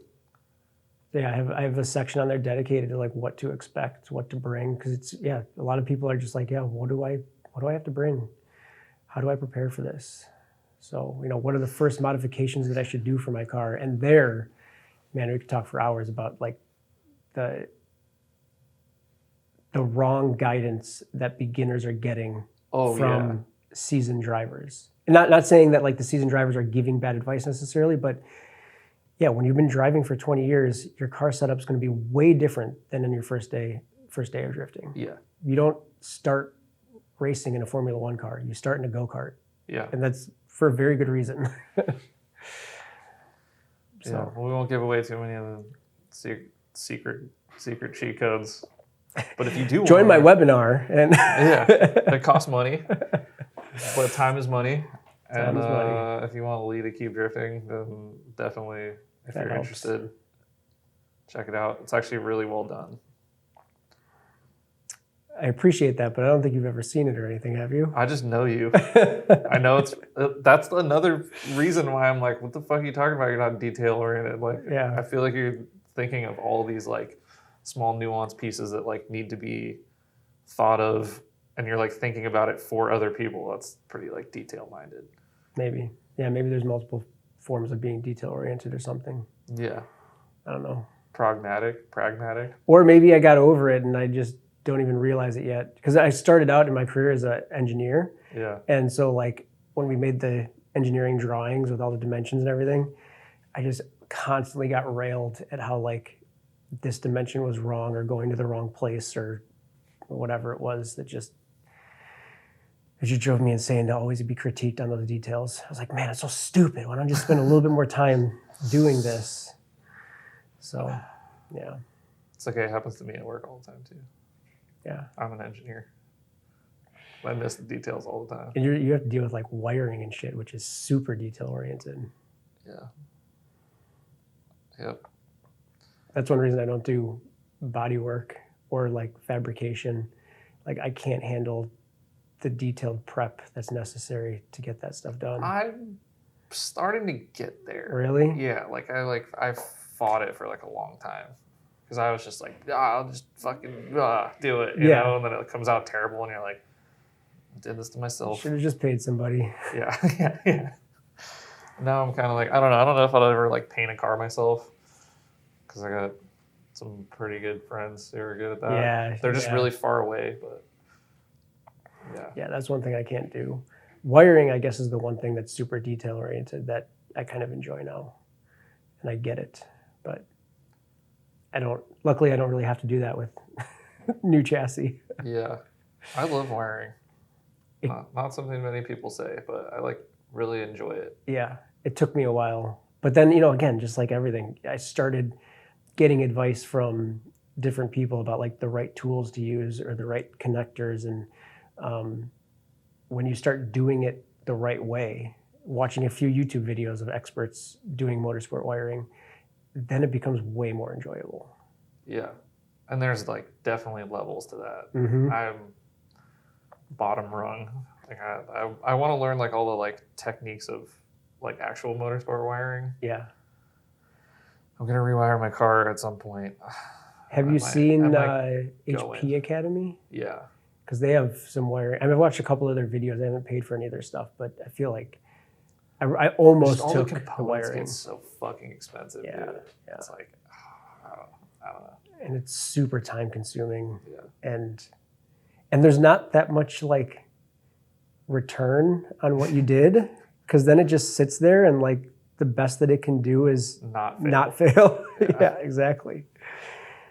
So, but it can be rewarding, and it's definitely like if you have the time to do it. Like the worst thing is doing trackside fix wiring, but I've done a bit of that. Yeah, it never works well for very long, but yeah, drift car maintenance. it's necessary. Yeah. So I'm trying really hard to do with the BRZ right now is just stay on top of it, because I know the car is just going to get older and more used, and if I don't take my time now, it's going to start adding up over the years. Yeah, my car is there. Like it's like it was like a lot of just like band-aid. Yep. And like now I'm just like and it's so hard to come back from that. now I got to rip off a lot of band-aids and like Yeah. actually fix a bunch of stuff, and I'm like, why did I do this to myself? Mm-hmm. So it's For like more seat time. yeah. Well, I mean I just focused on driving, and like I was like, just get the car to where it can drive, and I like drove a lot and I progressed a lot, and so like I'm like, okay, now it's time to like make the car reliable again, because it was super reliable for 2 years, and then like now it's like every event I'm having like issues with like this coming apart or that. It's like okay. That's what I really don't want to happen now, because I hate working on my car at events. It's the worst. It's absolutely terrible, Especially when it's hot out. Oh, Yeah. dude. and then you just like You don't have the don't tools. have the right tools. Yeah. You have your little toolbox that you brought, Yeah. and you're laying on scorching hot concrete Yeah. while you hear all your friends having a good time. Having the time of their life. Yeah. And I paid however many hundreds of dollars to now work on my car in a parking lot. Yeah. That just, it's terrible. Yeah. So trying to get better at that. Although I guess I've never been terrible at that because I've always driven my car to events. And What was the craziest like trackside fix you had to do since you had to drive it home? so way long ago at US Air, and I think what happened, I might be mixing up two events, but I did wiring around my battery before I knew what I was doing. I wouldn't even say I know what I'm doing with wiring now, but like when I was really terrible. And then I set the battery down, and it pinched the wires between the battery and the battery like base or whatever. Mm-hmm. So after a couple laps, all of a sudden smoke started coming out from my front left corner, and almost started a really bad fire. Luckily, it didn't get too bad. But then it like totally fried this whole wiring harness up in the front right next to the fuse box. So I had to like trackside repair that and figure out where all these wires went. And I got the car running, but I couldn't figure out the headlights. And I had to get home. So I literally took like a flashlight like this big and duct taped it to my hood to make the 3.5 hour drive home in the dark. Yeah, it's not a close drive. So yeah, that one definitely was the most funny one for sure. But I don't know. I mean, I've had some, because the Supra was just a tank. So like every time I like crashed or something like that, it was never that bad. The JZ was always really reliable. I mean, the car was on a trailer 3 times in 15 years. Wow. So I hope I'm not jinxing myself or anything right now as I'm 1,000 miles from home. But there was a lot of I barely made it home, or I had to drive home super slow because something wasn't right. And so, it's turned a 3.5 hour drive into a 5 hour drive going 40 miles an hour or something. So always barely made it home, but it's kind of an exciting adventure. Yeah, definitely keeps things exciting. Definitely teaches you what to pay attention to next time and don't do that again. And but that's also why it's going back to I put the SR in because naively I thought that I could. And part of it is also just like I wanted all my funds to go into driving or the car, so I didn't want to pay for somebody else's labor. This is your first S13. Yeah. But the side effect of that is when you're doing your own work on your car, if something happens at the track, like you can figure it out. You can diagnose it. You know what's going on. If you have somebody else always doing it, you have a problem and you look at it and you're like, I don't know. What am I supposed to do? Because I'll put it on the trailer and drive home now. I think being a broke drift kid makes really good mechanics. Yeah. Because it's like you're probably driving your car to the track. So if you break something, you have to get it home, and you can't tow it because you don't have enough. You don't have AAA or you don't have whatever. You don't have enough friends yet. I think like those trying times are like really important to like teach you that like you can figure something out. Yeah. Like there's always a way. And I think there's something, I don't know, like special in a woo-woo way about understanding your machine that you're trying to go drive. And like there's a connection there that I think is probably maybe not required, but makes the sport that much more enjoyable, at least for me. So yeah, that's real. I've always felt, I don't know. Do you ever, when you get home from a drift event, do you like pat your dashboard and be like, good boy, thanks for working? I don't know who I saw do it first. It might have been Casey or someone like at the end of events will like post a picture of their car, just be like, good car. Yeah. And I'm like, that's why like when I made like the GC gear like logo, it's like referring to good car, like and like good as co. I don't know. Anyway. Yeah. But like I definitely like it's that like I'll like unload it. I'm like put it wherever it's staying for the night. I'll just like look at it for a second and be like, Oh, definitely. Be like, yeah. That's Yeah. like the best feeling is when I pull into my garage and like, I did it, great. Yeah. And then I get out and I just stand there, Yeah. maybe like smoke a bowl or something and just stare at my car. Yeah. Like, fuck yeah. Mm-hmm. Like, I built that and I drove it cool. Yeah, that's the coolest thing to me Yeah. is like building this machine that like you get to express yourself in both the machine itself and in piloting it. And like that is the coolest thing to me. Yeah. I mean, I respect all the like drivers or, you know, especially when you get into like professional level, you start having these teams work on your car and you're just the driver. And, you know, I don't know, would I ever turn away that opportunity? Probably not. But if I did something like that, I'd definitely lose something that I love about the sport. I think maybe that's what happens. Like, a lot of the people that kind of go the pro route are just like, Yeah. I was like, maybe it's that like connection to the machine Mm-hmm. that you're like, I built this and I went and like did battle in it, you know? Exactly. Yeah. Like, It's like your horse that you like fed and took care of. Yeah. Oh, so good. It's like some primal, like just. It's your family member now. Yeah. Yes. You're just like, this is my machine. I built it with my bare hands. Yep. That's what I like the horse reference. That's good. Yeah. You're like, I fed this horse. I brought it up. I broke it. Now I'm gonna go into battle on it. You know? Yeah. It's like some primal shit. It's definitely one of the fun parts about this whole thing. Yeah. I definitely like cried when the Supra left because I was losing a part of my family. I didn't bawl or anything, but definitely like single tear. yeah, exactly. Yeah. As I like saw it get loaded in the trailer, and I was just like, oh my god, what am I doing? I like had that thought of like, wait, don't go. Maybe I want to take this back. But that was a good change. Yeah. Sometimes change is necessary. It was Yeah. good. I would have loved to kept it and just like hide it away in my warehouse that I don't own or something. Yeah. And have that collection, but I don't make that much money.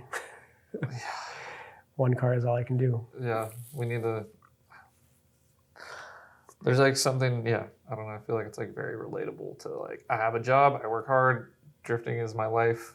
I like work hard and like get raises so that I can drift more. Yep. Like that's like the most relatable shit ever. That's, And like it's like yeah, I wish I could have an archive of like all my old drift cars and just like put it like, you know, I don't know, like people buy old race cars. mhm. Like I think there's going to be a time where like maybe like Simba's car and like your car are going to be like iconic to the point where someone will like buy it at auction just to like hold on to it, you Mhm. know? But it's like Until then. yeah, until then. But that's the thing, like I think drift cars might be valuable, especially ones that are like popular, Yeah. because there's so few of them like continue to exist. It's not like racing where it's like well they changed the like FIA sanctions for roll cages, so now let's just put this car over here and we'll build a new one. And like drifting, it's like I'm just gonna cut that shit out and fucking put another cage in or Yeah. whatever, you know, like Yeah. Well, that's what I appreciate about the guy who bought my Supra. It's still in like almost the exact same state, and he drifted it a little bit, but then I guess he got back problems, so he's selling it right now. But in the meantime, he's putting it in storage, and my hope is that he never sells it and it just sits in storage for the next 20 years. like the time capsule. And then I just go back and, hey, can I buy this from you again? We'll see. I feel like, though, if he does sell it again, it's like never the next kid, the next person that ruins the the one car. after it. It's the one after that just has no respect for what it used to be, and they just destroy it. It is what it is. At the end of the day, it's a junk piece of metal. Yeah. I get all sentimental about It's your fucking family horse, and dude. connection and everything, Yeah. but yeah, at the end of the day, I don't really care. It's hard to sell your horse that you raised from young Yeah, and rode into battle on. yeah, it was a good steed, Yeah. Trusty steed. steed. She was a fat bitch, but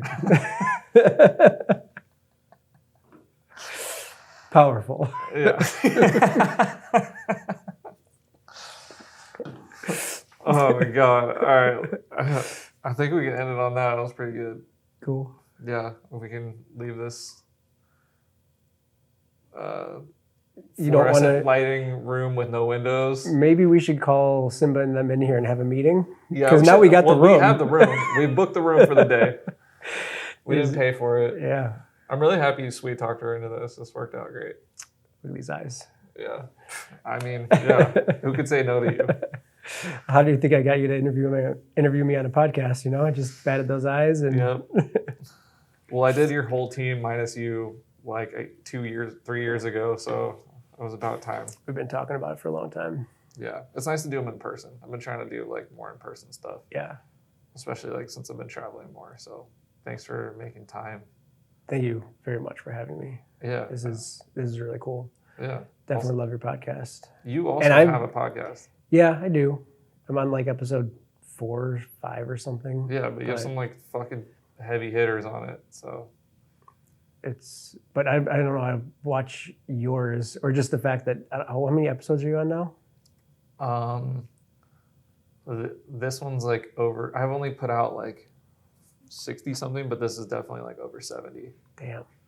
I mean, that's correct because I remember you started it in COVID times. Yeah, we're pretty much we're really close to the 4-year anniversary. Yeah, and when you started it, I think like a lot of people started podcasts, and I remember not saying, oh, he's going to quit or something like that, but just one of those like, oh, it's a COVID thing, like we'll see what happens or something. Yeah. And here you are 4 years later, like you stuck with it when most people gave up as soon as life went back to normal. Yeah. And you stuck with it. It made it a lot harder. Yeah.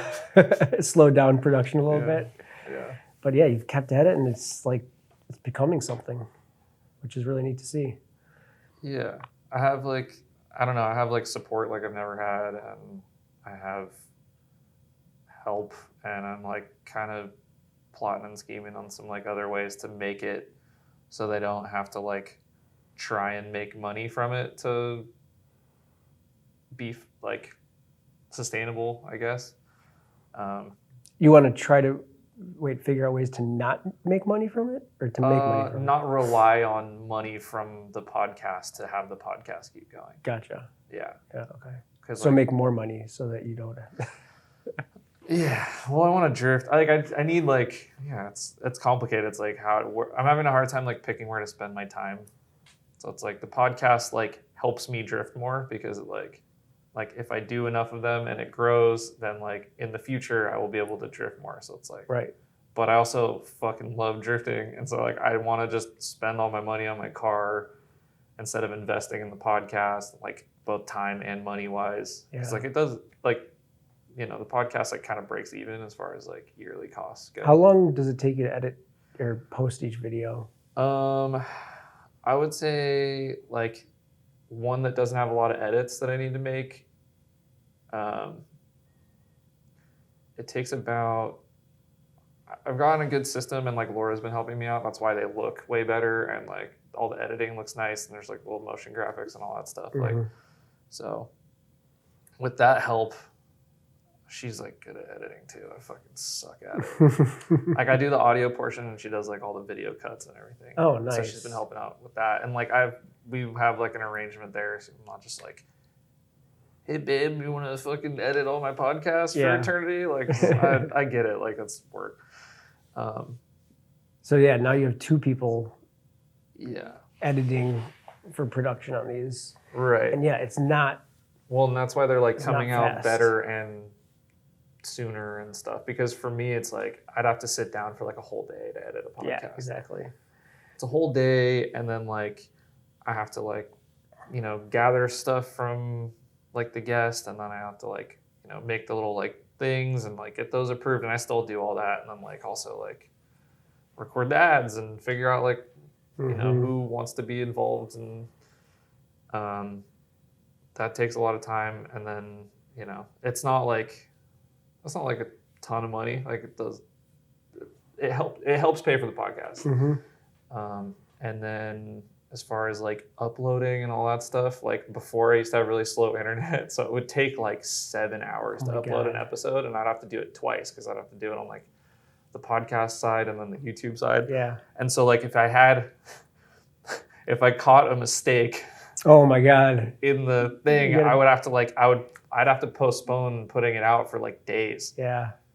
Or like if I had like export errors, which I was for a while because I was being an idiot and like trying to like have everything in like Google Drive, and it was like when it was trying to compile the video, it would like lose sync to like Google Drive, and then like, I don't know. Yeah. Just like lots of like complicated stuff. So this is a really long-winded way of saying like setting up recording with somebody, like scheduling, recording the episode, editing the episode, doing all the stuff that goes along with putting out the episode, and then like, you know, putting out social media content, probably like 3 days per episode.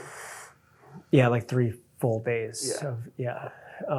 But do you find, because like, I don't know, I noticed something when I started Dcorp, there's like something special about contributing a little bit to the sport that I love so much. Yeah. So did you find any of that in like, oh, now you're doing something to the community, not just your driving? I think I'm getting a lot of joy from like the Sideways Love Goodest like Aceto nights, and we're like planning some cool stuff. Yeah, I need to join one of those one time. I've driven with the Sideways guys a few times, and it's great. Yeah. So like that's like kind of a way of like giving like some freebies back to the community. And then also like I think I kind of lost. I was really burnt out last year. Like the end of last year, like I had like one of the coolest driving years of my life. Yeah. Like one of the coolest years of my life, but like I was burnt out going into that year. I was having a hard time getting podcasts out. I was having a hard time scheduling them. I was having a hard time with like comparison on social media and all this other stuff. And like, I just was like done, like completely fried. Like coming into this year, like I had to like have a pretty aggressive reset. So like, I think that kind of showed in some of the podcasts I was doing. I don't know if anybody else like noticed that or whatever, but like to me, I could feel it. Like I just like, I wasn't enjoying putting the podcasts out. I wasn't enjoying any of the process, like from driving to the podcast, anything. I think I was just like doing too much for too long, and I needed to like reevaluate like what I wanted to do. So what kept you going? Because I feel like that's a really strong characteristic to be like, this sucks, but I need to keep going. I don't know. I just feel like there's like way more stories out there that like need to be told. Yeah. You know, like there's like way more people in this community that like maybe don't have, I don't want to say confidence, but they're not going to go like put themselves on camera and put themselves out there. And it's like, those are the episodes that I love, is like Rich, for example. He's like afraid of the spotlight, doesn't like being on camera. And like now he's like doing YouTube stuff, and he did the podcast and it like did really well. And like, he's super interesting. I think I listened to that one too and really enjoyed it. Yeah. He's funny and like, I definitely did. But he's talking about the Amish and everything. Yeah. With the lights on the trailers. Dude, he sends me fucking text messages all the time of like the Amish like beating down the block with their subs and stuff. I fucking love it. That's so cool. But like, yeah, that episode came out in the time that I was like burnt, and it was still like, it's like it got good feedback, people loved it, but like I just, yeah, I don't know. I knew.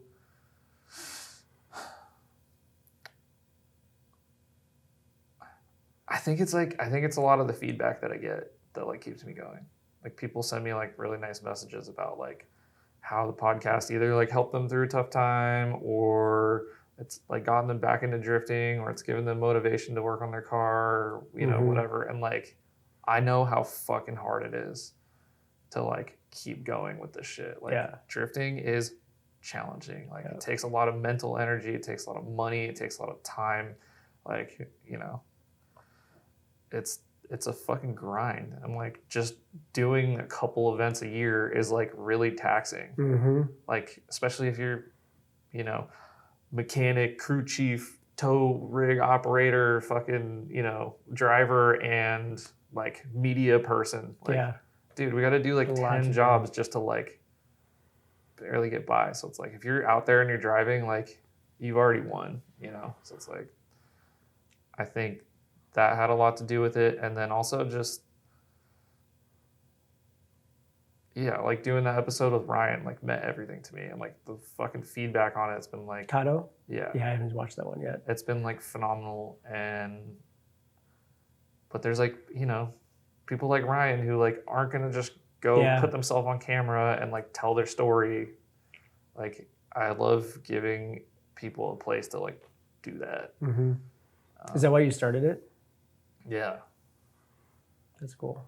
I did Mez and Billy's podcast. And I was like, oh, this is fun. Like, I could do this. I was like, I'm going to do one. And then I did one with Jason Bostrom. That was the first episode. We just did a Zoom call and I recorded it. This was COVID times. And I put it out and people were like, this is kind of cool. You know, like, but yeah, like, you know, you don't know Jason. Like, yeah, he's very against the spotlight.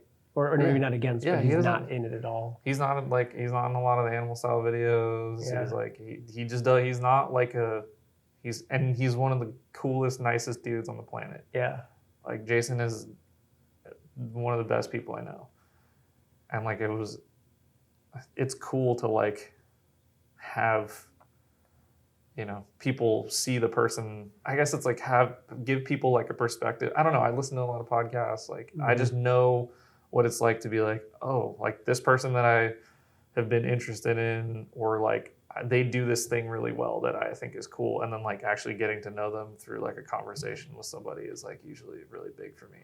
Yeah, I think anybody that has been doing something for decades, when it's something that's really difficult to do and they just stick with it, which is why I'm kind of interested in like, why are you sticking with the podcast even though like you hated it? Because I'm a masochist. But like anybody who sticks with anything for that long, there's something interesting about them.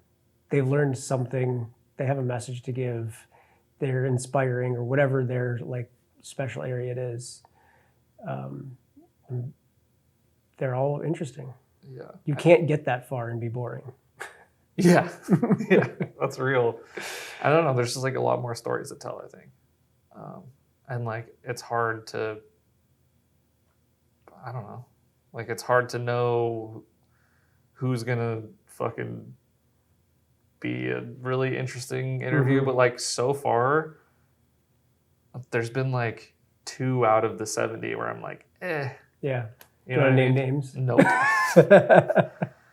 You know what I mean? But like, beyond that, like pretty much everybody's got an interesting story and like it's all relatable. And I was thinking about like, I've been talking a lot about like reach and can I turn the podcast into my job? And can I like, and like, I think I realized last year that that's probably not an option.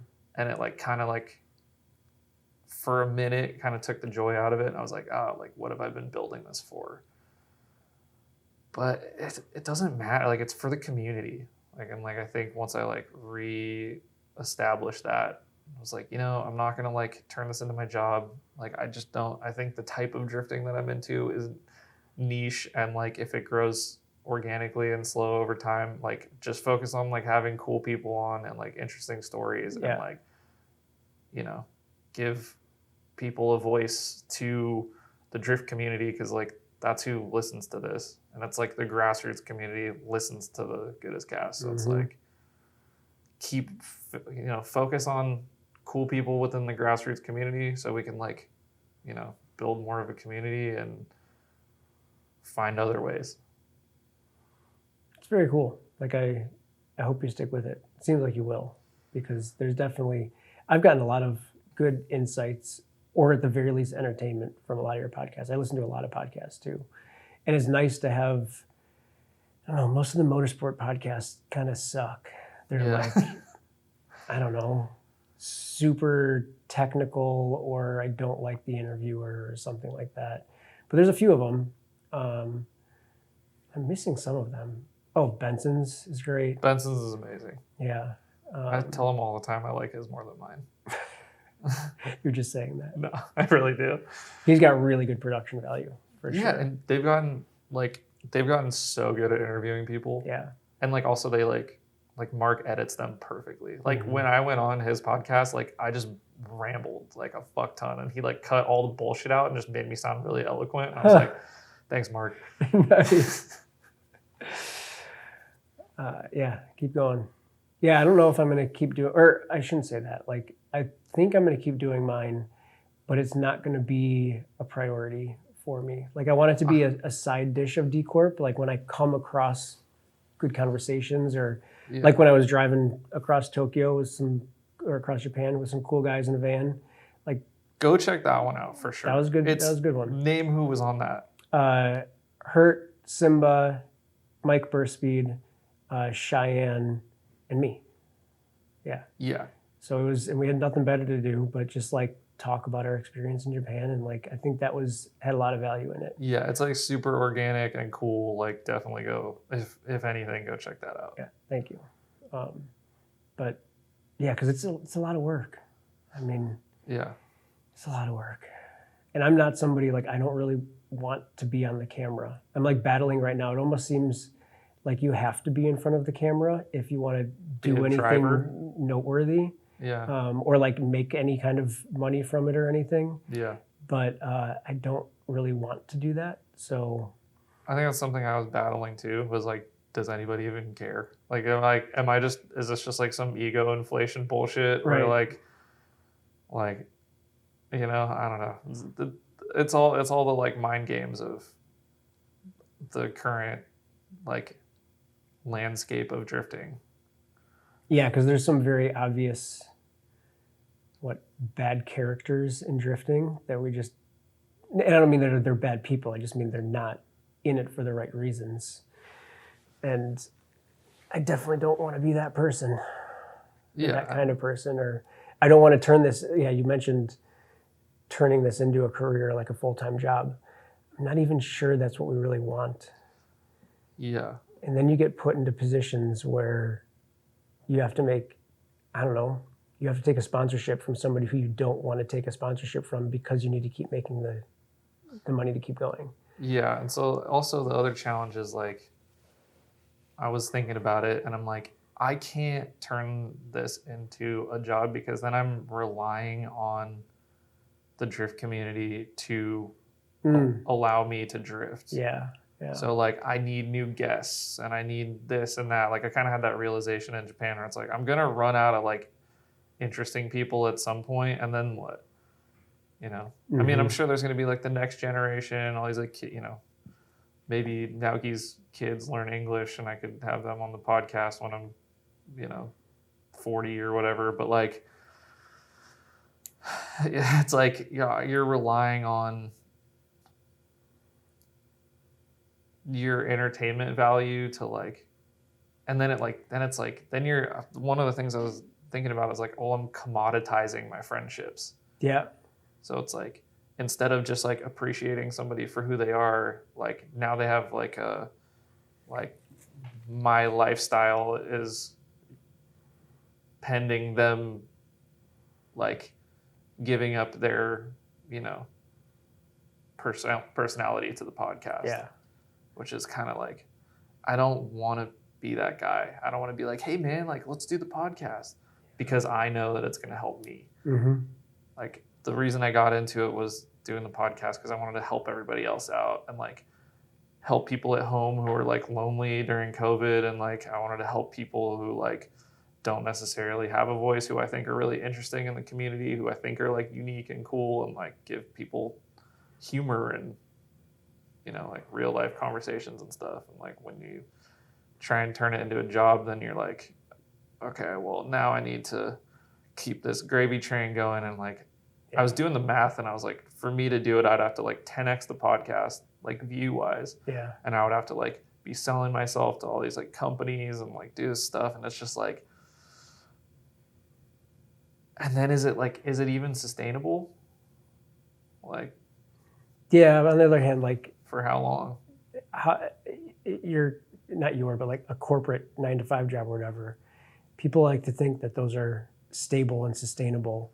Yeah. but they get fired or laid off or whatever all the time. I've been waiting, it's not dude. that. I know it's coming. But yeah, so they're not that stable. But I don't know. I would suggest to you, like, you're in it for the right reasons, like you said, and like it's probably good that you're self-conscious about it a little bit, that you don't want to start doing things for the wrong reason. But as long as deep down you're doing it for the right reason, just like tell that part of you to shut up. That is self-conscious. Like you're not abusing your friends, so why even worry about that? Yeah, and I think it's like mutually beneficial as long as I keep it that way. Mm-hmm. Like I'm not like grabbing clips of people and making them look like assholes on the internet and stuff like that. Mm-hmm. And people like telling their story, I think. I mean, some people are more or less camera shy, but people like talking about themselves. Yeah, that's human nature. Yeah. I'm just giving them a platform where it's okay. Uh-huh. And a lot of the guys are, after creating some kind of name for themselves, not necessarily going pro or something, but like, like you mentioned, Rich is doing his YouTubing now. I started Dcorp, and so giving them a platform to get their voice out there, it's a very valuable friendship service. Yeah. It's a good way to meet friends too. Yeah, I mean, I met a lot of really cool people through the podcast. Like a lot of people I've had on as guests are like now I would consider like good friends. Exactly. Which is cool. Yeah. But I probably don't have to tell you this because you're obviously keeping going. We're in the middle of you continuing. So yeah, who knows how I feel just down see the where road. it goes. I think I have a better approach now. I was like trying to like record an episode, edit, put it out. And like now I'm just like stacking episodes and I have like a system and like it's just gonna make my brain less cloudy. Yeah. Like I've been running around on like 110% for the last like 2 years. It's like I think it's kind of hard not to, once you like get there, it's kind of hard to like all right, maybe you should like go for a walk and now you have like expectations for yourself, or other people have expectations for what you have to release.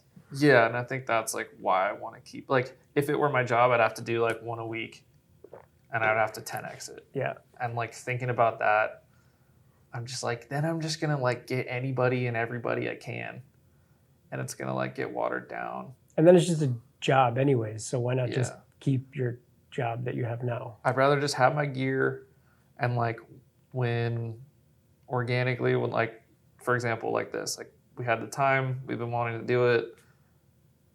It's been awesome. Like done an excellent job. Like I think we should have done it sooner, but maybe not. Hey, we got around to it. I got all the right stuff with me this time, but like, yeah, it's just. We got this beautiful room. We got 6 a.m. Modelo's. Like, what fucking more could you want? Yeah, I can't believe my mouth tastes like I'm in the middle of like a binger or something. It's 11 a.m. Yeah. For the pod. We had to do it for the pod. I guess so. Yeah. Now I have a headache. Me too. we have headaches for you guys. Yeah. Sorry for getting a headache from hearing us talk. Yeah.